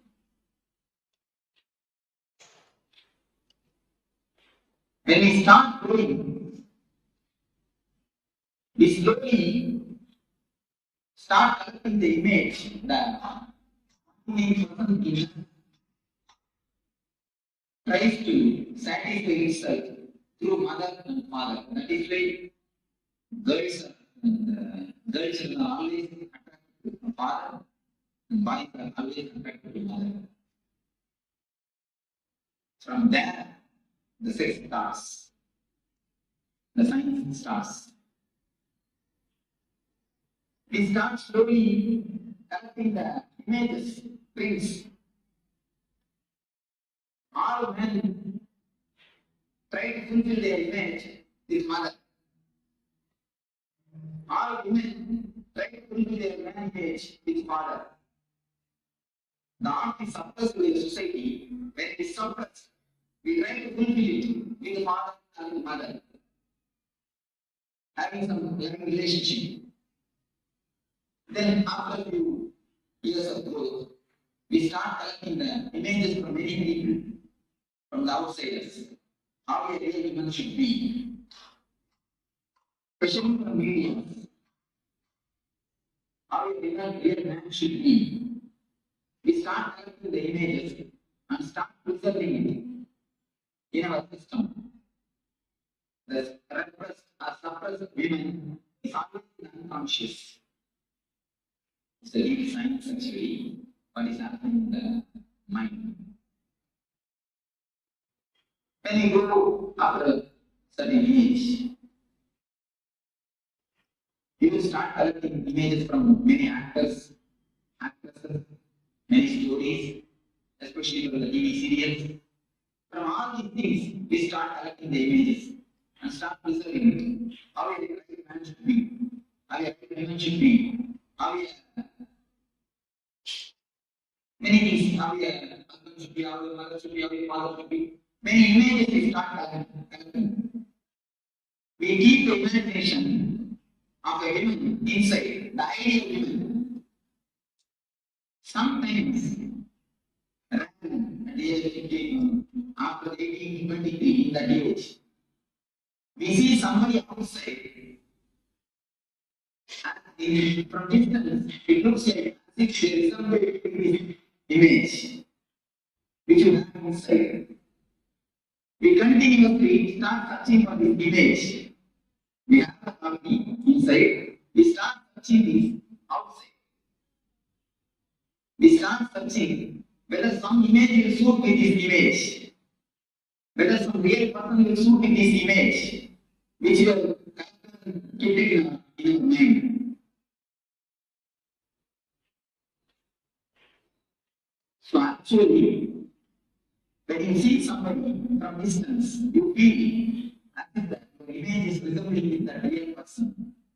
We start falling in love. The falling in love happens in that moment. The science behind the falling in love is we have an image and we search.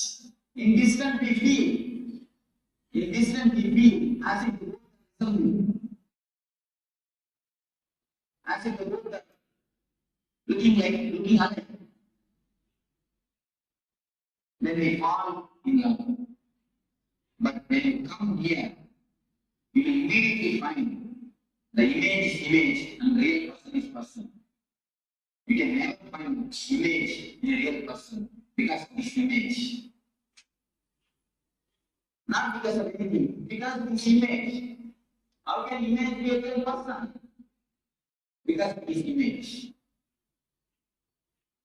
This is the base of this where we start expecting something from the other. This is the greatest expectation. All of us we always want the other means the way should act according to our image. Is it possible? Can it be possible? Dreams can never become true because they are dreams. The very word denotes they are dreams. If they can become true, why will they be called as dreams?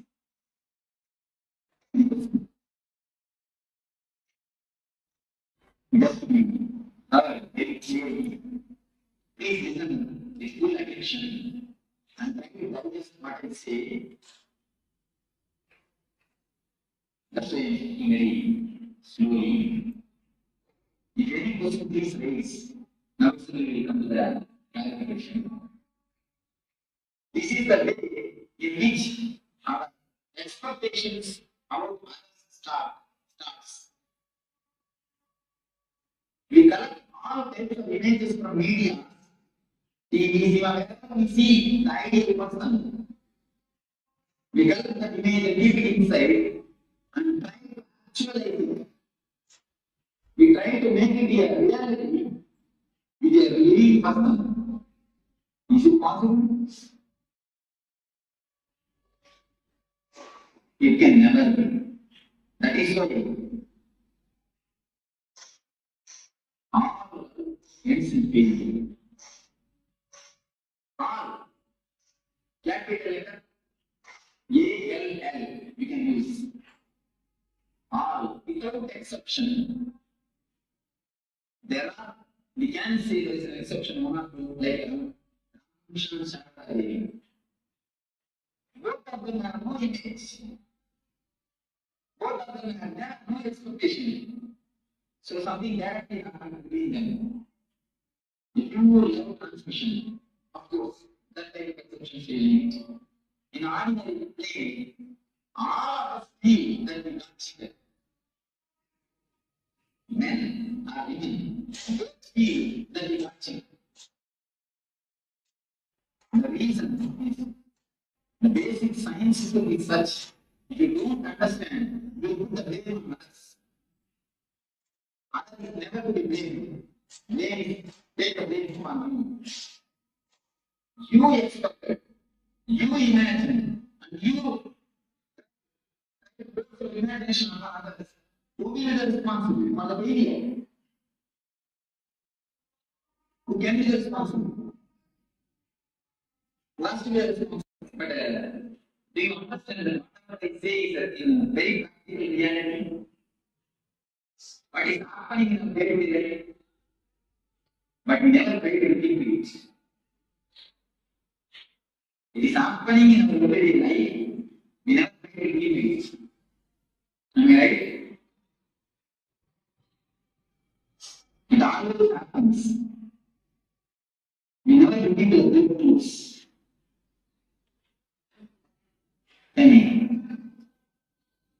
So, when we see that our image is not a reality, when we saw from inside a distance, it looked like what is in my hand? Oh, it is green. That also looks like a green. When it comes near, no, it's little yellowish. When it comes more near, no, it's slight white. When it comes near, you will see it is red and it is white, it is green. Totally opposite and totally different. Then you think your desired harmony. Then what we do? We don't keep quiet. We start sculpturing the man according to our image. Women sculptures man, man starts sculpturing women. We try to possess each other. We try to make them into a matter. If you want some furniture, if you have a chair, you can keep it where you want. If you have, as you say, if you keep it there, it will be there. You can give it to somebody else. And if you have, you can make furniture according to you and keep it there. But as you possess this furniture, do you think you can possess your life person?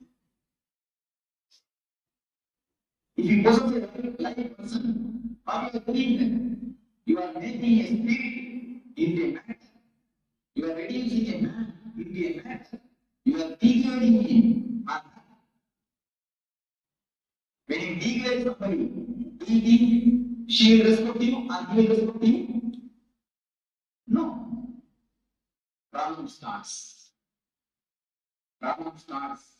The unending war starts. Almost I can say unending war. Unending war starts. Our the so-called life is nothing but this unending war. Any of your house, I can go more deep into this subject. Many of you can raise any questions. Always it goes in such a way. So we have an image and we start carving. The 20 hours, she is with Paramashivoham Level, you are also with Paramashivoham Level. When you find her, you start whistling. When she finds you, she starts whistling. The house is continuously completely filled with whistling sound. Keep quiet. Don't stand. All these sounds are only whistling sounds. The continuous whistling sound is resounding in the house. So, this is the way this chakra is locked. When you expect something from others, when you try to fulfill your imagination by disturbing others, this chakra gets locked. This chakra has nothing to do with sex as we think, as to get the meaning of the word. This chakra is something to do with our imagination. This chakra has nothing to do directly with sex. This chakra gets locked and unlocked with the imaginations. When I say that this chakra has nothing to do with sex, I mean whether you are a brahmacharya, sannyasi, or grihastha, this chakra can be opened. Even for sannyasi, this chakra can be locked. So it has nothing to do with the outer condition of life. I want to say, this has nothing to do with a so-called celibacy. A real celibacy is who can be called a real celibate? Man who has dropped his inner image. When a man drops the inner image, which he preserves, inner image, he only can be called a real sannyasi. Even if you live in a grihastha life, if you drop this image, if you drop the chisel and the hammer from your hand, if you stop chiseling the hammer, you will be a brahmacharya. Your chakra will be open. You will get the real benefit of this chakra opening. Do you understand what I say? So the outer conditions, whether you live a married life or unmarried life, has nothing to do with this chakra. Don't think only for sannyasi, this Muladhara chakra can be opened. This can be opened for anybody. Yes, because we are not looking to us. We never turn inside. We go everywhere, but never inside. Just drop expecting, just drop chiseling the hand. Then this chakra will automatically open. When you drop the imagination of hero, the chakra will automatically open. Actually, when you have the imagination, many people come to me and ask, Swamiji, in my house only we two are living, but there is no peace. There is no peace, only we two. We don't even have son. Myself and my wife, both are living, but there is no peace. I used to tell them, no. With two persons, there can be always peace. You are not two, you are four. Your imagination always. She, her imagination about you. You four. With four, peace can live. Peace can be with him. With four, peace can never live.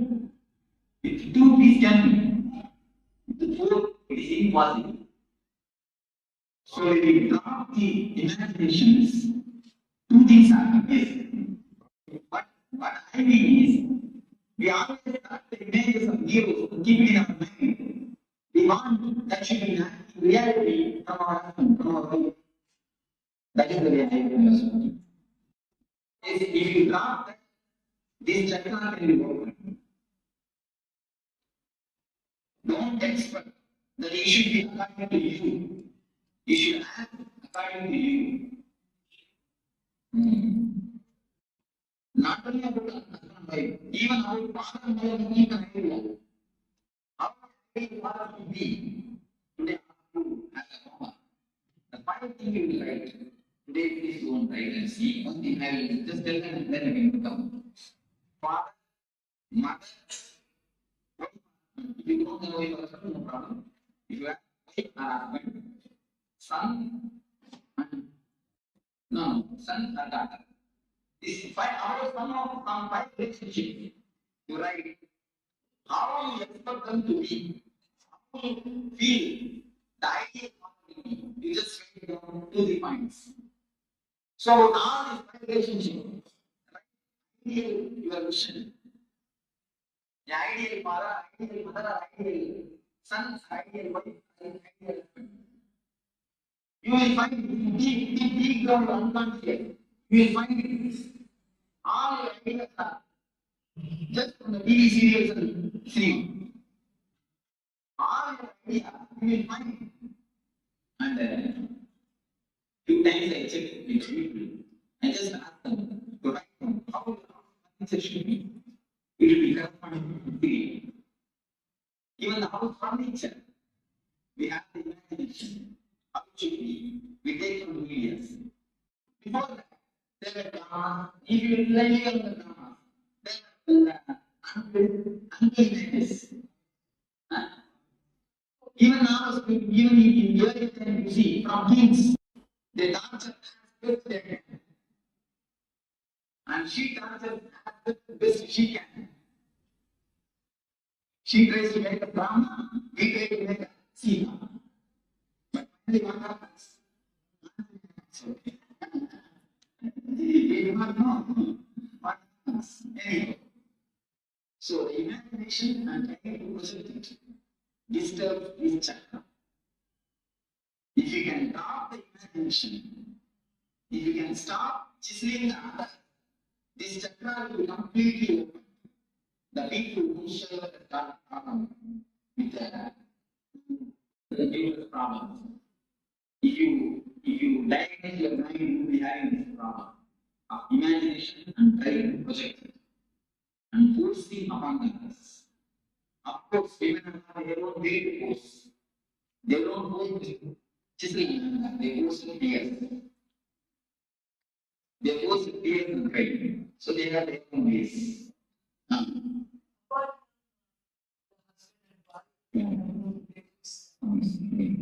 What happens to the boss? Asking the according to he wants to choose what about You see, if they so in business world there is no other way. One thing you can do, you do your art of chiseling with consciously. Do art of chiseling and see that it doesn't disturb you. It can now if you chisel, afterwards we come and sit and feel the building consciousness. I have told that I have done something wrong. If you do it consciously, you will not do overdose. Even if you are angry, angry is just like a money, because anger is a great energy given to us. It's a great presentation of God. One person came to me and he says, I am not able to control my anger.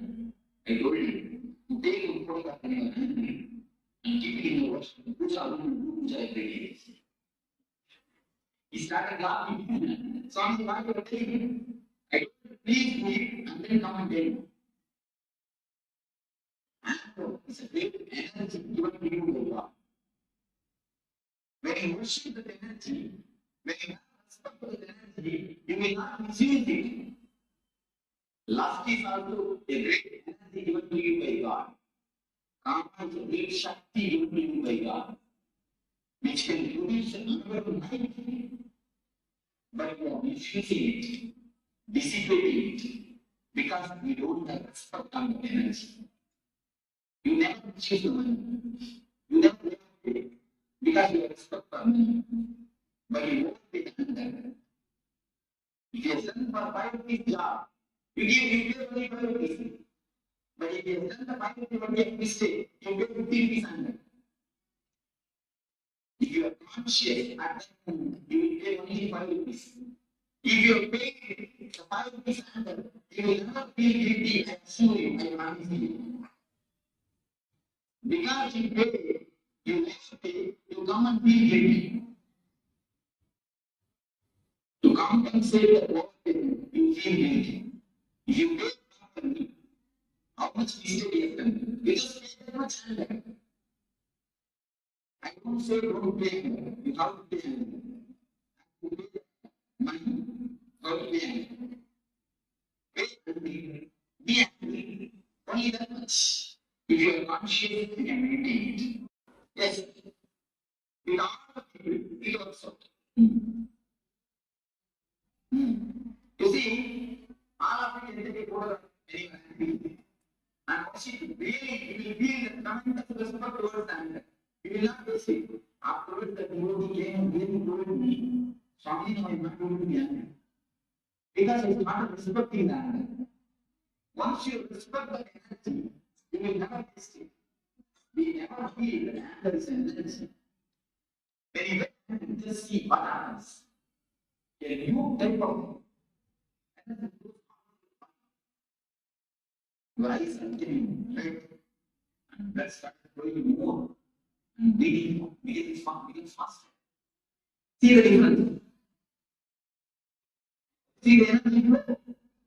Because we always fight with the energy. If we don't fight with the energy, if we know how to use it consciously, we will never have that. There is no need that other person should know. You see, you can show that outer result. You can, what you are asking is, if I don't show enough result, enough impact, enough punch, you will not respect me next time. That's what you are asking. You can give a punch, there is nothing wrong. But see that you are not disturbed. That is what I mean by the word consciously angry. If you are angry consciously, you will be disturbing enough.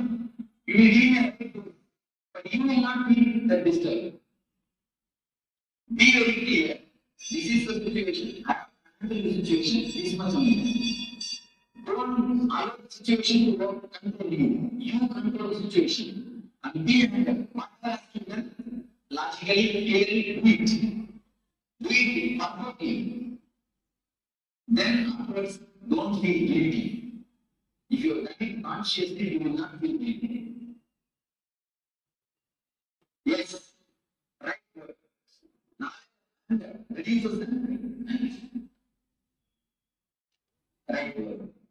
Same way, not about lust reduces the lust. Because both are one and the same. Both emotions are two sides of the same coin.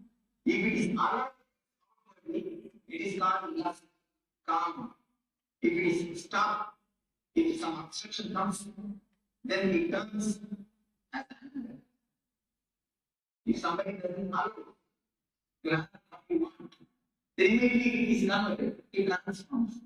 It becomes anger.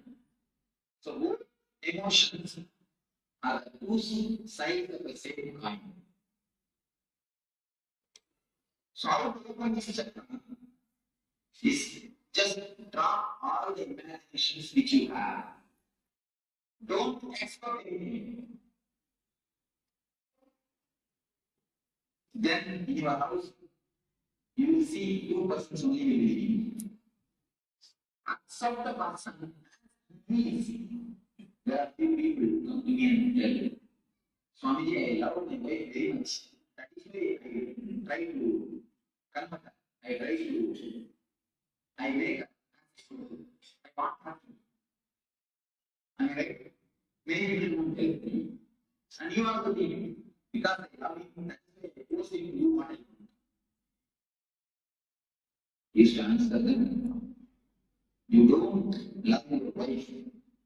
You love the image which you have in yourself. And try to push the image on her. You will love if she acts according to your image. If she doesn't, you won't be loving her. So your love is not towards her. Your life is towards the image. That's the real image. Your life is towards the image. How she should be.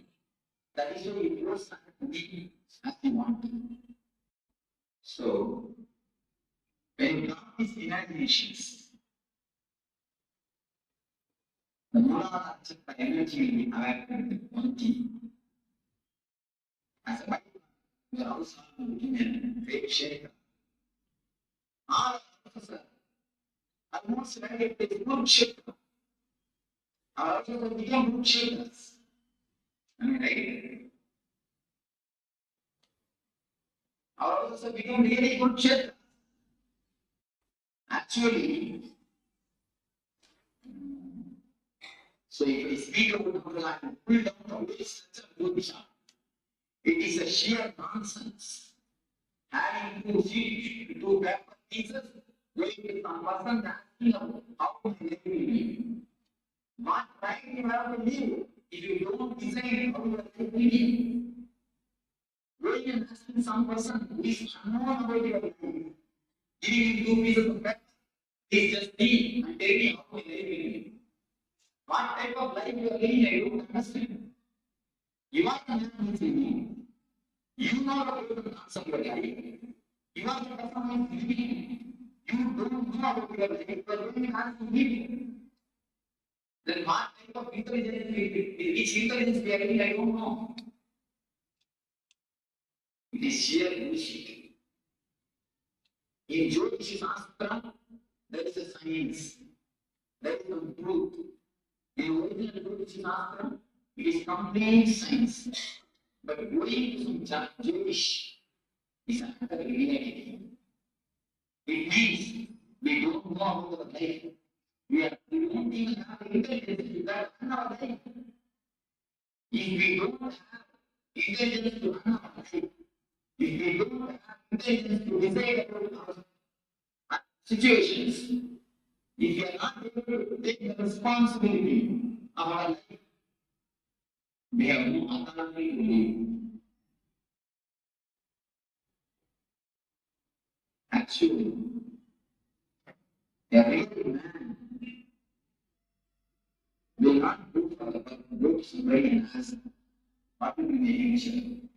Many people come to me and ask, Swami, what will be my future?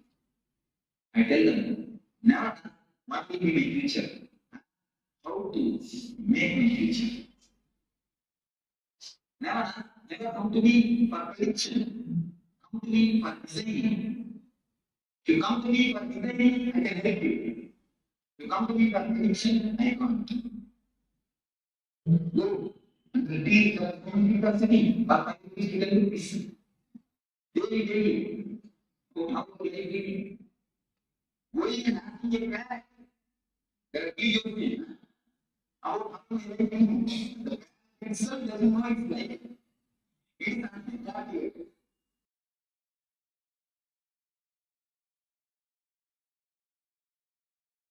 So those were wonderful revelations from the Supreme Pontiff of Hinduism. So we've started looking at the chakras themselves. So we had initially an introduction from Swamiji on the chakras. What are chakras and how they affect us, how they form in the first place.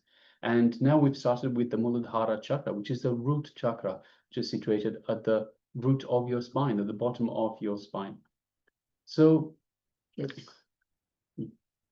So as now you are sharing that Muladhara chakra has nothing to do directly with the sex, but it has to do with the images that we carry. If you drop all the expectations, the images that we carry, simply the Muladhara chakra can be unblocked. And Swami shares how till the age of 7, we don't feel the separation from as a physical body. But after the age of 7, we start connecting with women to our mother, as father. Then at the age of 14, we start looking for another woman or person or as our idol. We have some idol, like this is how should be. We have some expectations. We build images and we start to fulfill our images that we have gathered through other person. But Swami shares that understand it is an image that you have. So other person cannot fulfill that. Just like dream is a dream, it cannot be the reality. Just how the images that you have gathered, other person cannot fulfill it, because it is an image that you have gathered. So only when you drop the inner images, drop the expectations, simply the Muladhara chakra can be undocked. So, and also Swamiji is sharing beautifully that how even the Vatsyayana who created the Kama Sutra was actually a rishi. He was not married, he was a rishi just like Swamiji. And he created the Kama Sutra because they know the secret of what is happening. All right, so next we're going to move into the internalization exercise for the Muladhara chakra. And we'll begin with aligning your inner and outer images. So let's start with a pen and paper, requesting everyone to please gather a pen and paper. And make 2 columns. So draw a line down the middle of your page, a clean page. Make 2 columns in your workbook and title one inner image and the other outer image. So the one on the left, make it inner image, and the one on the right, make it outer image. So now we're going to start aligning our inner and outer images. And in the first column, we will make a list of the top 10 inner images, beliefs that we have about ourselves. So you may have a belief about yourself. Let's say, for example, I am weak, or I am friendly, I'm unlucky, whatever it might be. And it's important, see, we're not testing you on this, you're not sharing this with anyone. So please be sincere, do it sincerely, do it for yourself. This is important for you to align your inner and outer images. So whatever beliefs you have about yourself, just for yourself, write it down. Whether it be, I'm weak, I'm friendly, I'm unlucky, I'm strong, I'm beautiful, whatever it might be, write it down. And in the second column, so in the column on the right, we will write the corresponding outer image. See, understand the inner and outer image are related. So when you have a weak inner image, you will have an outer image to project to others, that you project to others, that makes up for that weaker image, self-image, and vice versa. If you have a strong inner image, you might have a weak outer image. Perhaps you see yourself as very strong and aggressive, but you don't want to come across as aggressive to others. So you have a more controlled outer image. So like that, write down all the top 10 inner images, beliefs that you have about yourself. In the first column, the inner image. And on the second column, write the corresponding outer image, the one that you project to others, you project to outside. So for example, just to give an example, if you think of yourself as weak, you might project yourself as strong. If you think of yourself as friendly, you might still project yourself as friendly, which is totally fine. If you believe yourself to be unlucky, you might try to project yourself as lucky. So whatever that corresponding image is to that first column of your beliefs about yourself, write the corresponding outer image, what you project to others for that same. So let us start doing this exercise.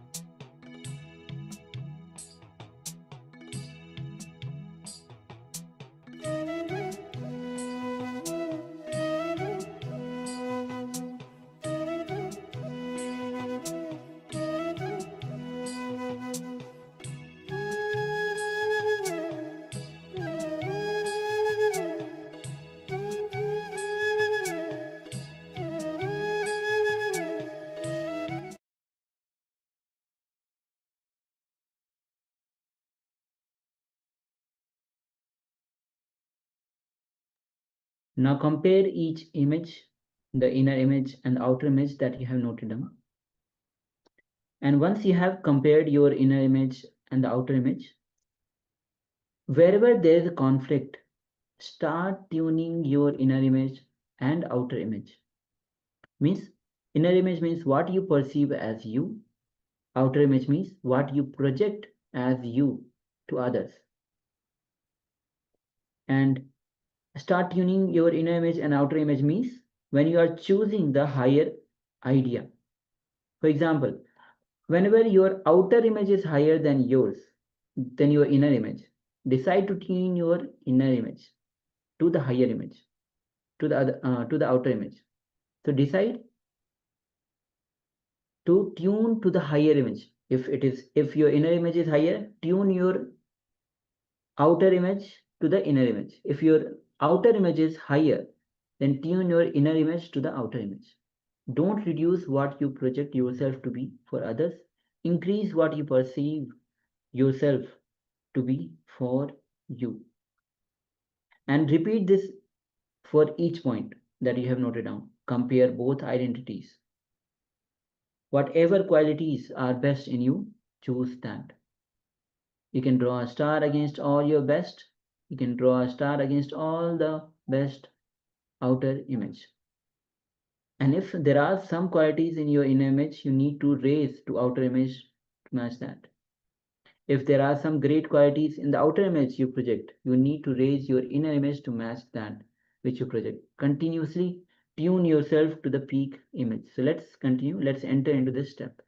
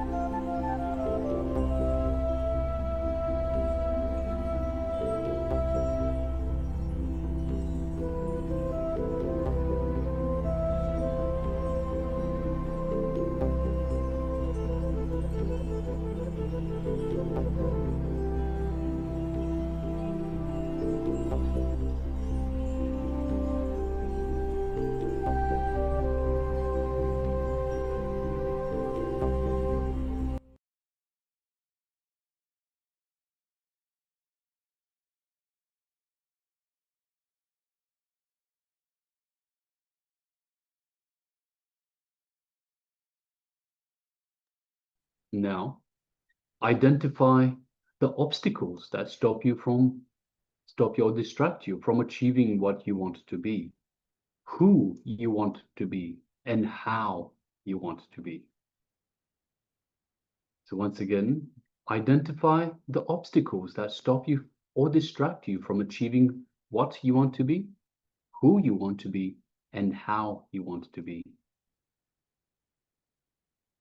Perhaps it could be self-doubt. One of the biggest obstacles, in fact, for most people is self-doubt, a negative thought pattern that happens because of memories of past failures. So whatever the obstacle, identify these obstacles that distract you from achieving what you want to be, who you want to be, and how you want to be. So let us continue.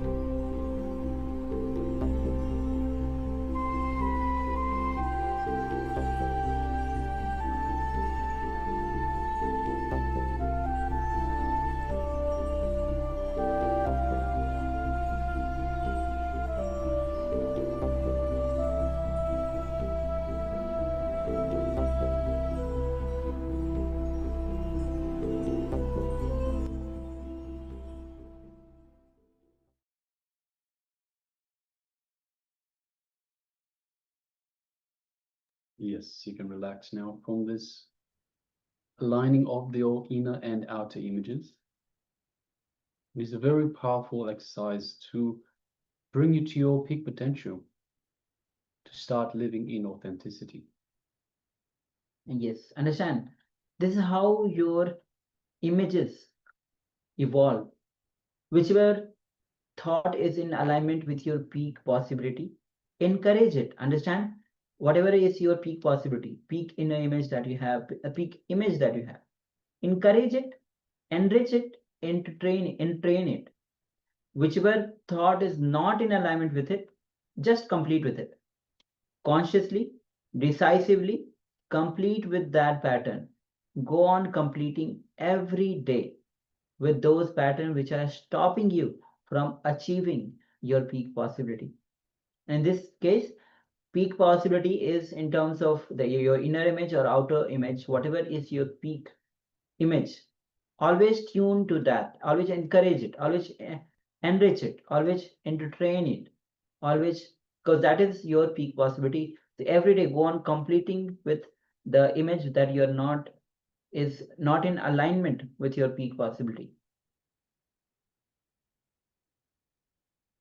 And understand that when you start living authenticity, so not just authentic thinking, but start living authenticity, you know the right way of thinking and will use your thinking to achieve what you want in life. In Hindu spiritual practice, this is the second step, which is known as manana, authentic thinking. Yes. And when we are authentic to the current image we have about ourselves, a new higher image is revealed to us. This is very important. When we are authentic to the current image that we have about ourselves, a new higher image is revealed to us. And when we are authentic to that image, higher and higher images are revealed. Authenticity will take us progressively to higher peak possibility. So understand it is like unlocking a whole new level. So each time you reach your peak, you push through that ceiling into a higher and higher possibility. You unlock that higher and higher possibility. But that higher possibility only gets awakened once you hit your current peak possibility. So understand your circumstances, whatever they may be. Your own thinking, your own beliefs about yourself are your limiting beliefs.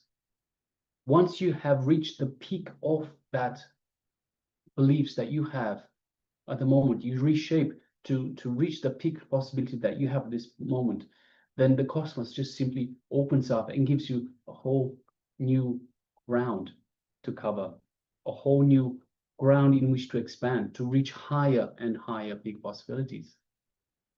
So let your thinking be established in authenticity, continuously expanding you towards your peak possibility, your new peak possibility each time. When you achieve a powerful clarity in your thoughts, that makes whatever you think into a success. You have unblocked your Muladhara chakra. Yes. Understand once again? Well, when your thinking is established in authenticity, continuously expanding you towards your peak possibility. And this is how, when you achieve the powerful clarity in your thoughts that makes whatever you think into success, then you have unblocked your Muladhara chakra. So we have understood, we have internalized how we can tune ourselves to the peak possibility, how we can be authentic. With this, we'll be entering into a powerful technique called Duhka Harana meditation to unblock the Muladhara chakra. Duhka Harana, the word Dukkha itself means the suffering. Harana means removal.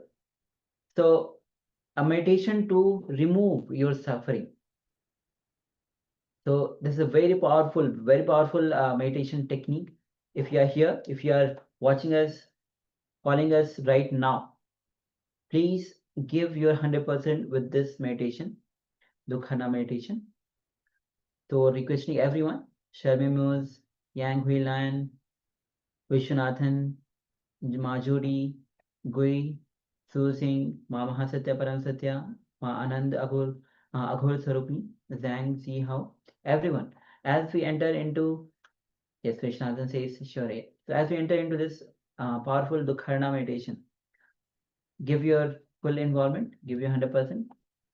And you can share your experience as well after the meditation is over. So let's come to the space of listening and let's enter into this meditation.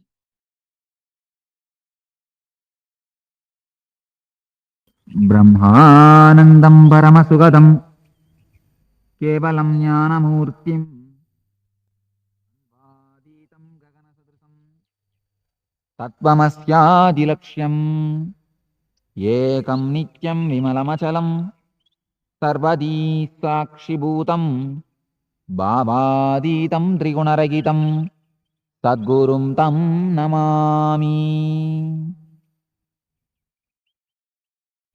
Meditation is greatest art, greatest science to make your being beautiful, to make your being blissful. It's not a regular religious belief or a faith system.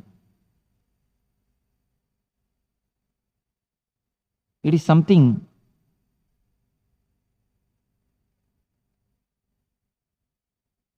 which can directly touch your life, transform your being,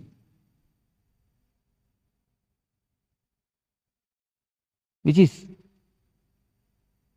practical spiritual life. It's not a belief system. Of course, it is anti-belief.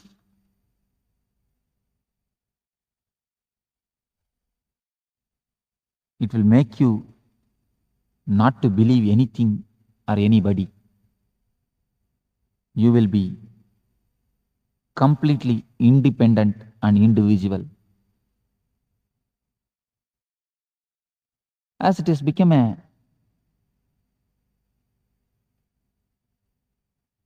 custom or routine, people understand meditation also as one of the faith or a religious system. No. It will make you religious. That is true. But meditation is not religion.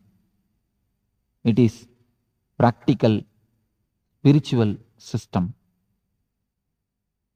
It's a science to transform your life.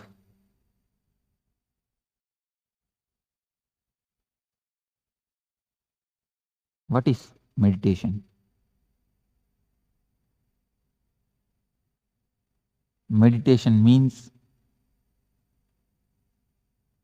immediately all of us understand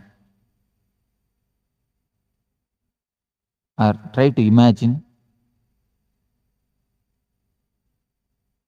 an old man with big beard sitting in the bank of some river, closing his eyes silently, trying to hum small mantras.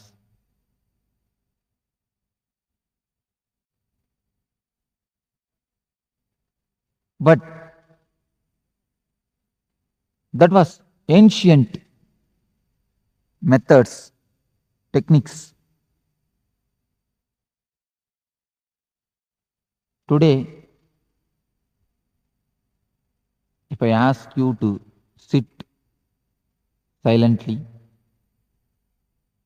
and control your mind, what will be the result? All of you can try a method. Just try to sit and make your mind quite calm, peaceful, blissful. What will be the result? Most of you who tried some ancient traditional meditation techniques or other systems to control your mind will know how futile it is, how disturbing it is. Many people come and report me that Swamiji, if we sit for meditation, we get so many number of thoughts, so much unnecessary thinkings that we don't know from where these things are coming out, from where they are erupting out, from where they are gushing out. We don't know how to control. We don't know what to do. Almost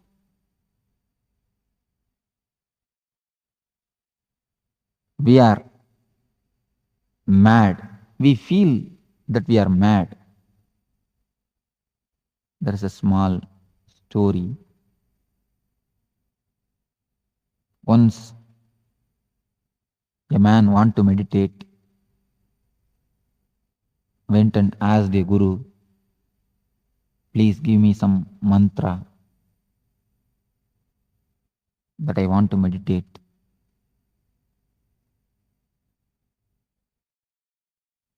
That guru gave him one mantra and told him,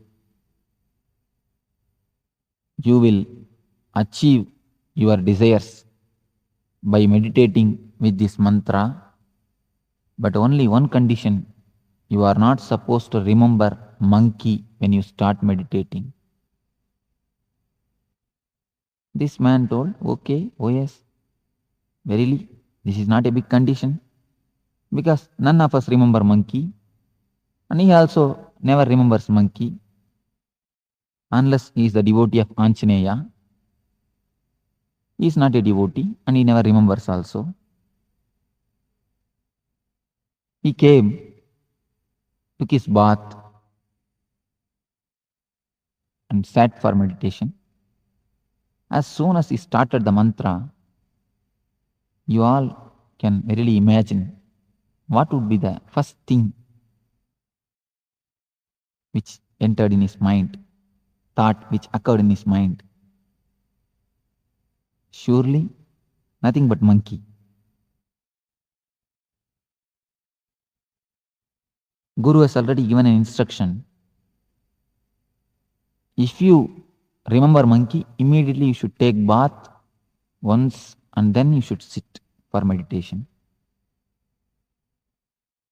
As soon as he remembered monkey, he went to take bath. He took bath, came back and sat, started the mantra. Immediately, before his Ishta Devata, he remembered what he is not supposed to remember. Monkey. Again, because he's a man with passions, went to take bath, took bath, came back, sat, started meditating. As fate would have it, again he remembered monkey. This happened some 10 times. 10th time he is going to take bath. Even at that time, in the bathroom itself, he remembers only monkey, nothing else, nothing but monkey.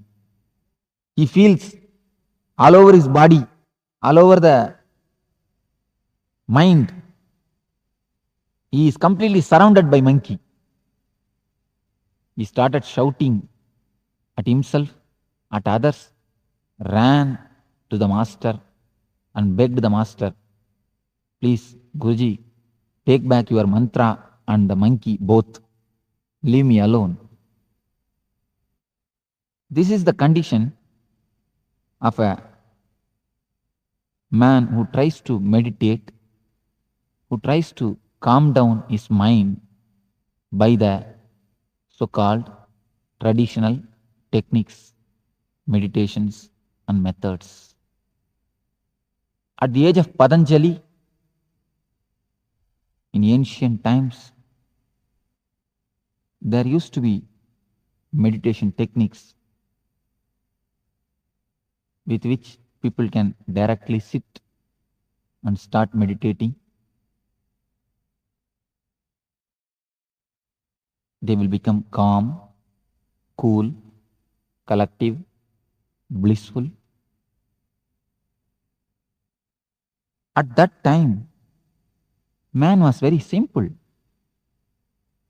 Man was nothing but his body. Mind was not so much developed. There is no such thing existed, cerebral layer. Today, the greatest problem, the biggest problem of man is cerebral layer, cerebrality. At that time, in ancient times, those techniques worked out. Those techniques really helped. But today, direct silent sitting methods won't do. They can't be anyway helpful because man has become too complicated. Man has become neurotic. In modern day, neurosis has become a normal state of whole humanity. Along with the growth of science and consumeristic society, almost all of us are in the condition of neurosis, neurotic. So, the ancient techniques, the old techniques, which are designed at the age of bullock cart, is not going to help us, as the bullock cart is outdated. The bullock cart age techniques are also outdated. Today,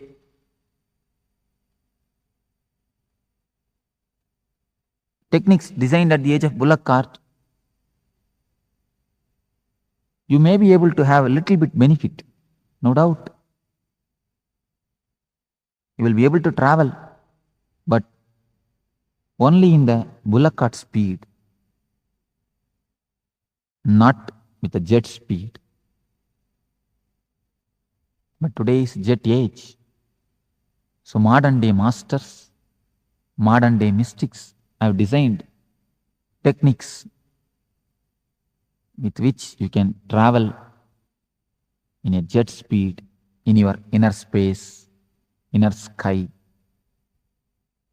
where you can fly yourself from alone to alone.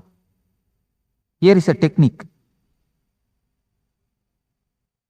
which is called Duhka Harana to make you flower, to make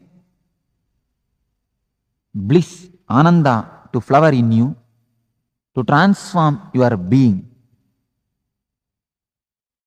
This technique will help you really to meditate, throwing out your cerebral layer. Let us see what is cerebral layer. Complication in the mind which is created by medias is cerebral layer. Continuously you are bombarded by medias, TV, radio, advertisement boards, hoardings, newspaper, many consumeristic ideas, consumer products are injected in your being. You are hypnotized, you are continuously mesmerized. For example, wherever you turn, a certain product is advertised. Lux is best soap. In book, you read the same thing. In paper, you read the same thing. In TV, you see the same thing. In radio, you hear the same thing. In hoardings also, you see the same thing. Then, naturally, when you go to shop in a half-sleep state, you ask, give me Lux. Just like that, whole your being is completely filled with the cerebral ideas, with the imaginary livings, with a lot of imaginations. Unless you throw out your suppressed desires, suppressed emotions from your being, you can't sit quietly. You can't sit silently. This is the meditation through which I am trying to pull out the insanity in you. I am not trying to force sanity in you. I am trying to bring out, erupt out the insanity in you. Then naturally sanity, bliss will flower, blossom in you. You are already in Nithyananda. You are with Nithyananda. Only thing, I have to kill the dukkha. I have to kill the layer of dukkha. I have to cut the layer of dukkha to make you Nithyananda. I have to bring it out, the dukkha which is in you. This technique will help you to kill the dukkha, to throw out the dukkha from you. That is why this is called Duhka Harana. This technique will help you to throw out all the suppressed emotions, repressed anger, and cleanse your being, make you well-being. Let us enter into the technique. This is called Duhka Harana. Various masters have used this technique using various names. This technique is designed from the message of all the enlightened mystics. First, this technique lasts for 30 minutes. First 10 minutes, chaotic breathing, deep breathing with no system, with no regular breathing system. First 10 minutes, you are supposed to breathe chaotically. We start with breathing because breathing is the bridge to universe. Breathing is the system with which you are living. With breathing, you are alive. Your mind and breathing has got a deep relationship between each other. If your mind is calm, your breath also will be slow, steady. If your mind is aggressive, restless, your breath also will be restless. So your breath and mind is very closely connected. Unless you work with your breath, you can't directly work with your mind. So the first 10 minutes, chaotic breathing to create a chaos in your repressed system. You have repressed lot of emotions in you. So when you deeply breathe, all your mental system is completely made alive. Deep, fast breathing will give you more oxygen. When the body gets more oxygen, you become more alive, more vital. Now, as you are only half dead and half alive. You have to be made fully alive, fully awake. So, with the chaotic breathing, with more oxygen in your blood, your cells will get more energy. When your body cells get more energy and alive, the oxygenation helps you to create more body electricity, more bioenergy. So this bioenergy, this body electricity will make you more alive, will melt all the repressed emotions which are in your being like a ice. The cold, frozen ice in your nervous system, the repressed emotions will start melt. The next step, the second step is catharsis. What is meant by catharsis? What is the need of catharsis? Catharsis means throwing out all the poisons in you. If you want to scream, scream. Give complete freedom to your body. Allow whatever expressions. Just scream, shout, roll, sing, dance, jump, make faces. Speak the language which you don't know. If you know Kannada, speak Tamil. If you know Tamil, speak English. Shout like animals. Through this technique, through this catharsis, you will throw out all the repressed emotions, all the suppressed emotional hangovers.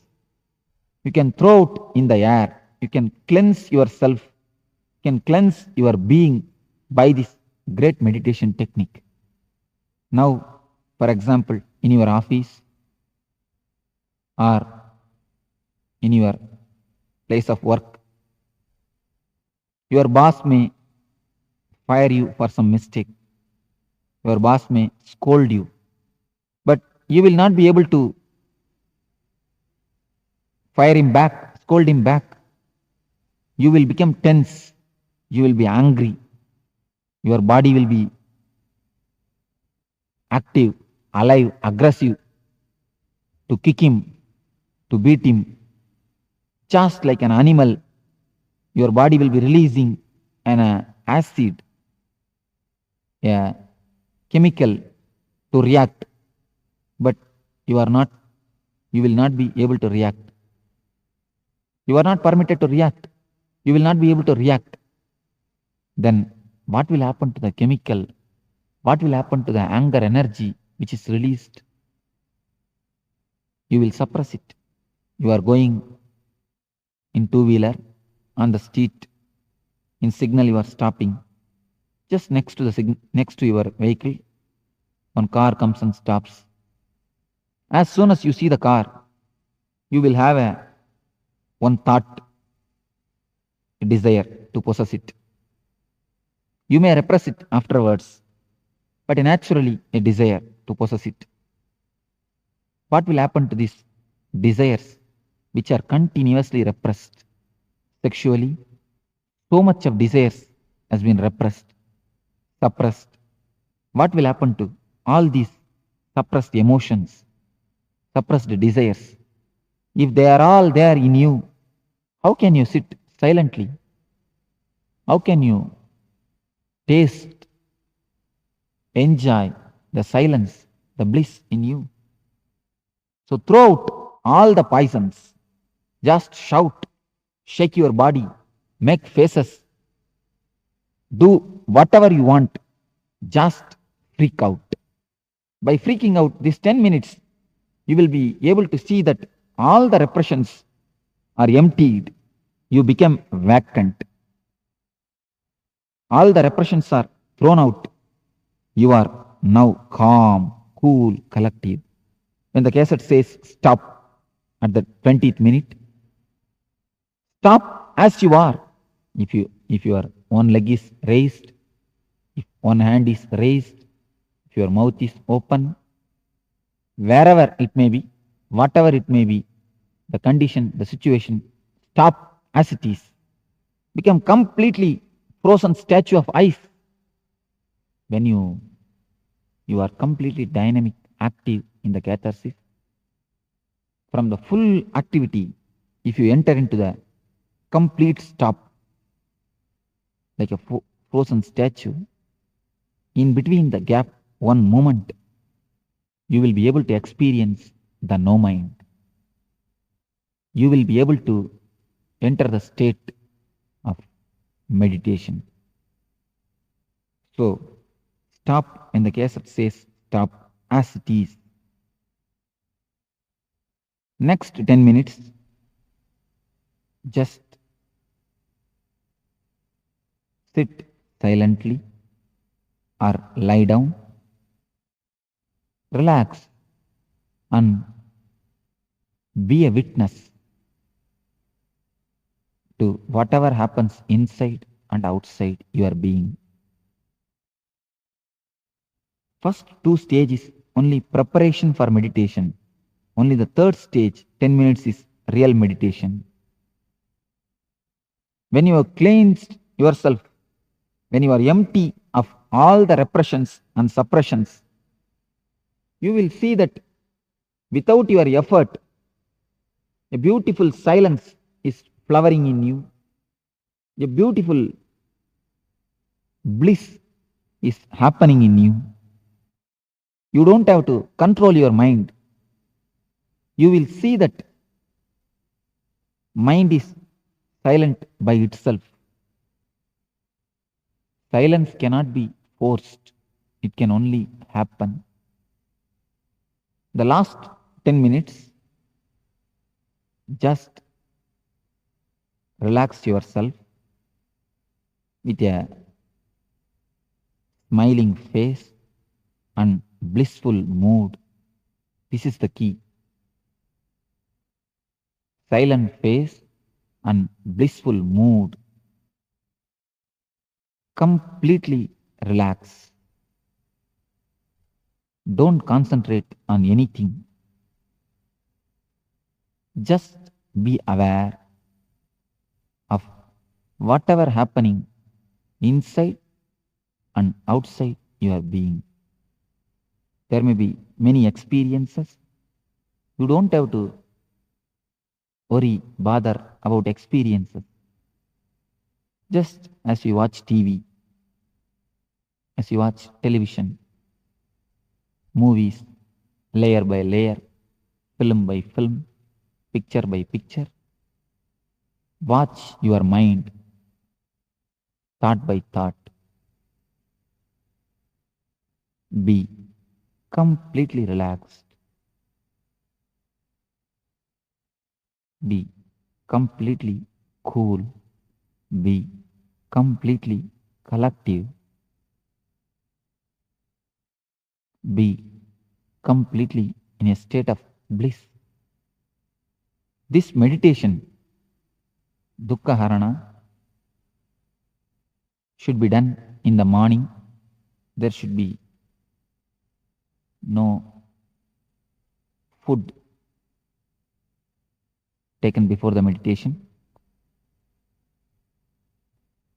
You should be with empty stomach. Loose white cloths are best. And do it along with this music. 21 days of this meditation will help you to transform yourself. You will feel as if you have taken a psychological bath. You are cleansed completely. Your being itself is reformed, transformed. This meditation will help you a lot to transform yourself. In 21 days, you will be able to taste, you will be able to experience what is Ananda, what is silence in you. So, when you kill the dukkha, Ananda in you automatically, naturally flowers, blossoms, and oozes out a beautiful smell within you and around you. Let you all use this Duhka Harana meditation technique and kill the dukkhas, go beyond the dukkhas,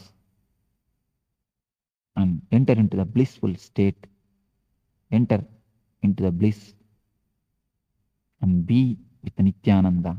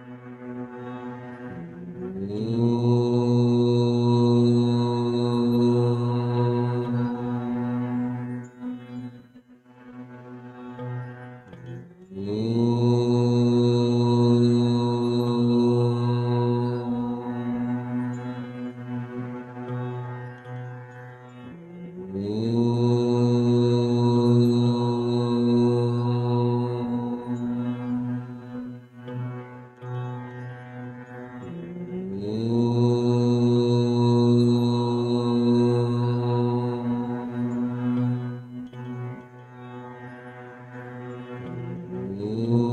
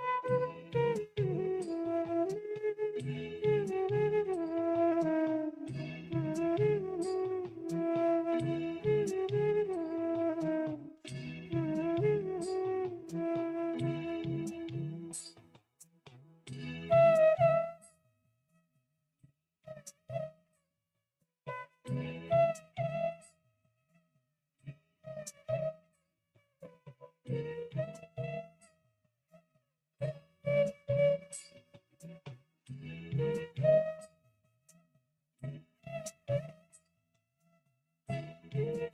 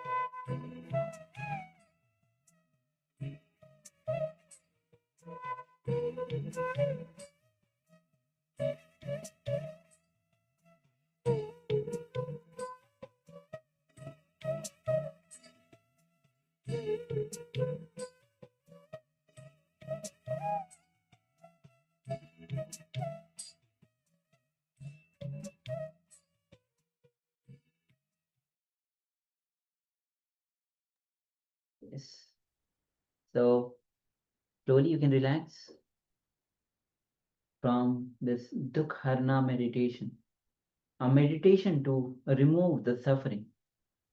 Only when the suffering is removed, the bliss flowers, because bliss is already there.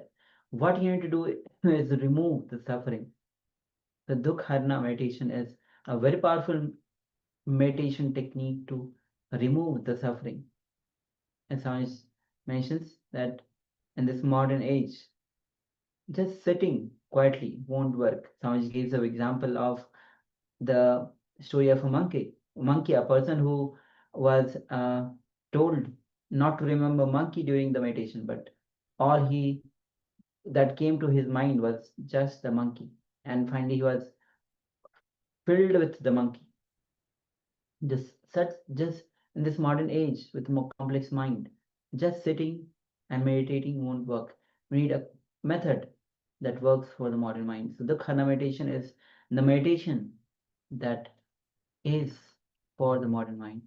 So with this will be let's take a moment to share your experience of this intense meditation. So Sarme Mudaya, Yang Huilang, Vishnathanaya, Ma Jodi, Ma Mahasatya, Ma Param Satya, Aghor Sarupnima, Zhang Zi Hao, Gui Zui Singh, requesting all of you take a moment, and if you wish to share your experience of this meditation, please take a moment. Please go ahead and share. Even all the participants following us, watching us on YouTube, you can also start sharing.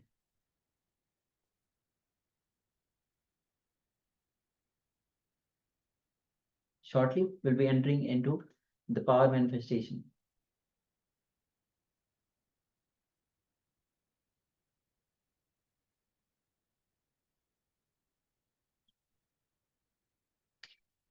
All right, so let us get started. Let's move into the power manifestation. As Maharaj mentioned, today's power manifestation is the power of consciousness over matter. So we requested earlier that everyone have a coconut with them. Or if you don't have a coconut, you can have any round fruit. You can have perhaps an orange, an apple, anything like that, anything that is round, because we are going to roll the coconut. We are going to roll the fruit out of our hand. So first of all, what we need to do is we need to keep ourselves. So these are just instructions. You don't need to do it right now. You can practice. You can definitely practice right now, but we'll get into the meditative space first of all, and then we'll get into the rolling of the coconut. But for now, just listen. You can also practice and see how it is to make sure that you're getting it right. First of all, the most important thing is, of course, that the palm is completely flat. So it must be completely flat. It can't be too far forwards because then it'll roll forward. It can't be sideways or this other way or this way. So yeah, it must be completely flat. Otherwise, we will affect the results of the power manifestation. So once we have the flat hand this way, the palm of our hand flat, we have a look, we get the coconut. Now, the coconut has two sides, has the round edge, the round all the way around, and it has the top and the bottom. So we must make sure that the top and the bottom are aligned with the palm. So the palm is facing, going this way, it must be in this direction as well. The reason we do that is so that it can freely roll this way and that. Yeah, so this is what we will do. Now let us sit comfortably with the head, neck, and spine in a straight line. And let us sit with the intention to get into this power manifestation, to manifest this power of consciousness over matter. Let's have this strong intention. Let us connect to the divine from the cognition, the powerful cognition that we are the divine. And it is through the divine, through this connection to the divine, that the powers themselves manifest.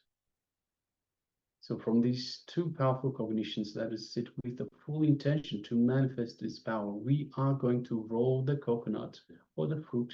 If you have only a fruit, that's fine. The coconut or the fruit, we are going to roll it in our palm, and perhaps even roll it off the palm. So let us sit with this intention and connect to the divine. Let us bring our awareness to our inner space, just below the heart center. So heart center is the middle of our chest, the Anahata Chakra. Below the heart center and above the navel center. So navel center is down here, around the navel area. Above the navel center, but below the heart center, is the inner space, our Anandagandha. So let us bring our full awareness to this Anandagandha. And let us invoke Swamiji in our Anandagandha, our inner space. We invoke Swamiji just by mere remembrance of everything Swamiji means to us, remembrance of all the beautiful moments that we cherish with Swamiji, about Swamiji. So let us invoke Swamiji in our inner space and understand our inner space is the space Swamiji himself has initiated us in, to connect to him, to connect to the divine, to be in the space of oneness with the divine, with Swamiji. So let us invoke Swamiji and be in that space of oneness. Let us feel the feeling connection we have to the Master. Let us feel the love, the compassion. Let us receive Swamiji in our inner space with love, compassion, and gratitude. Gratitude for showing us the way from darkness into the light, for being in our lives, for guiding us, teaching us, and helping us in so many ways. Just take a moment and feel all of that in your inner space, your Anandagandha. Feel that connection to the divine. You are the divine. You are one with the divine, and you are in oneness with the divine.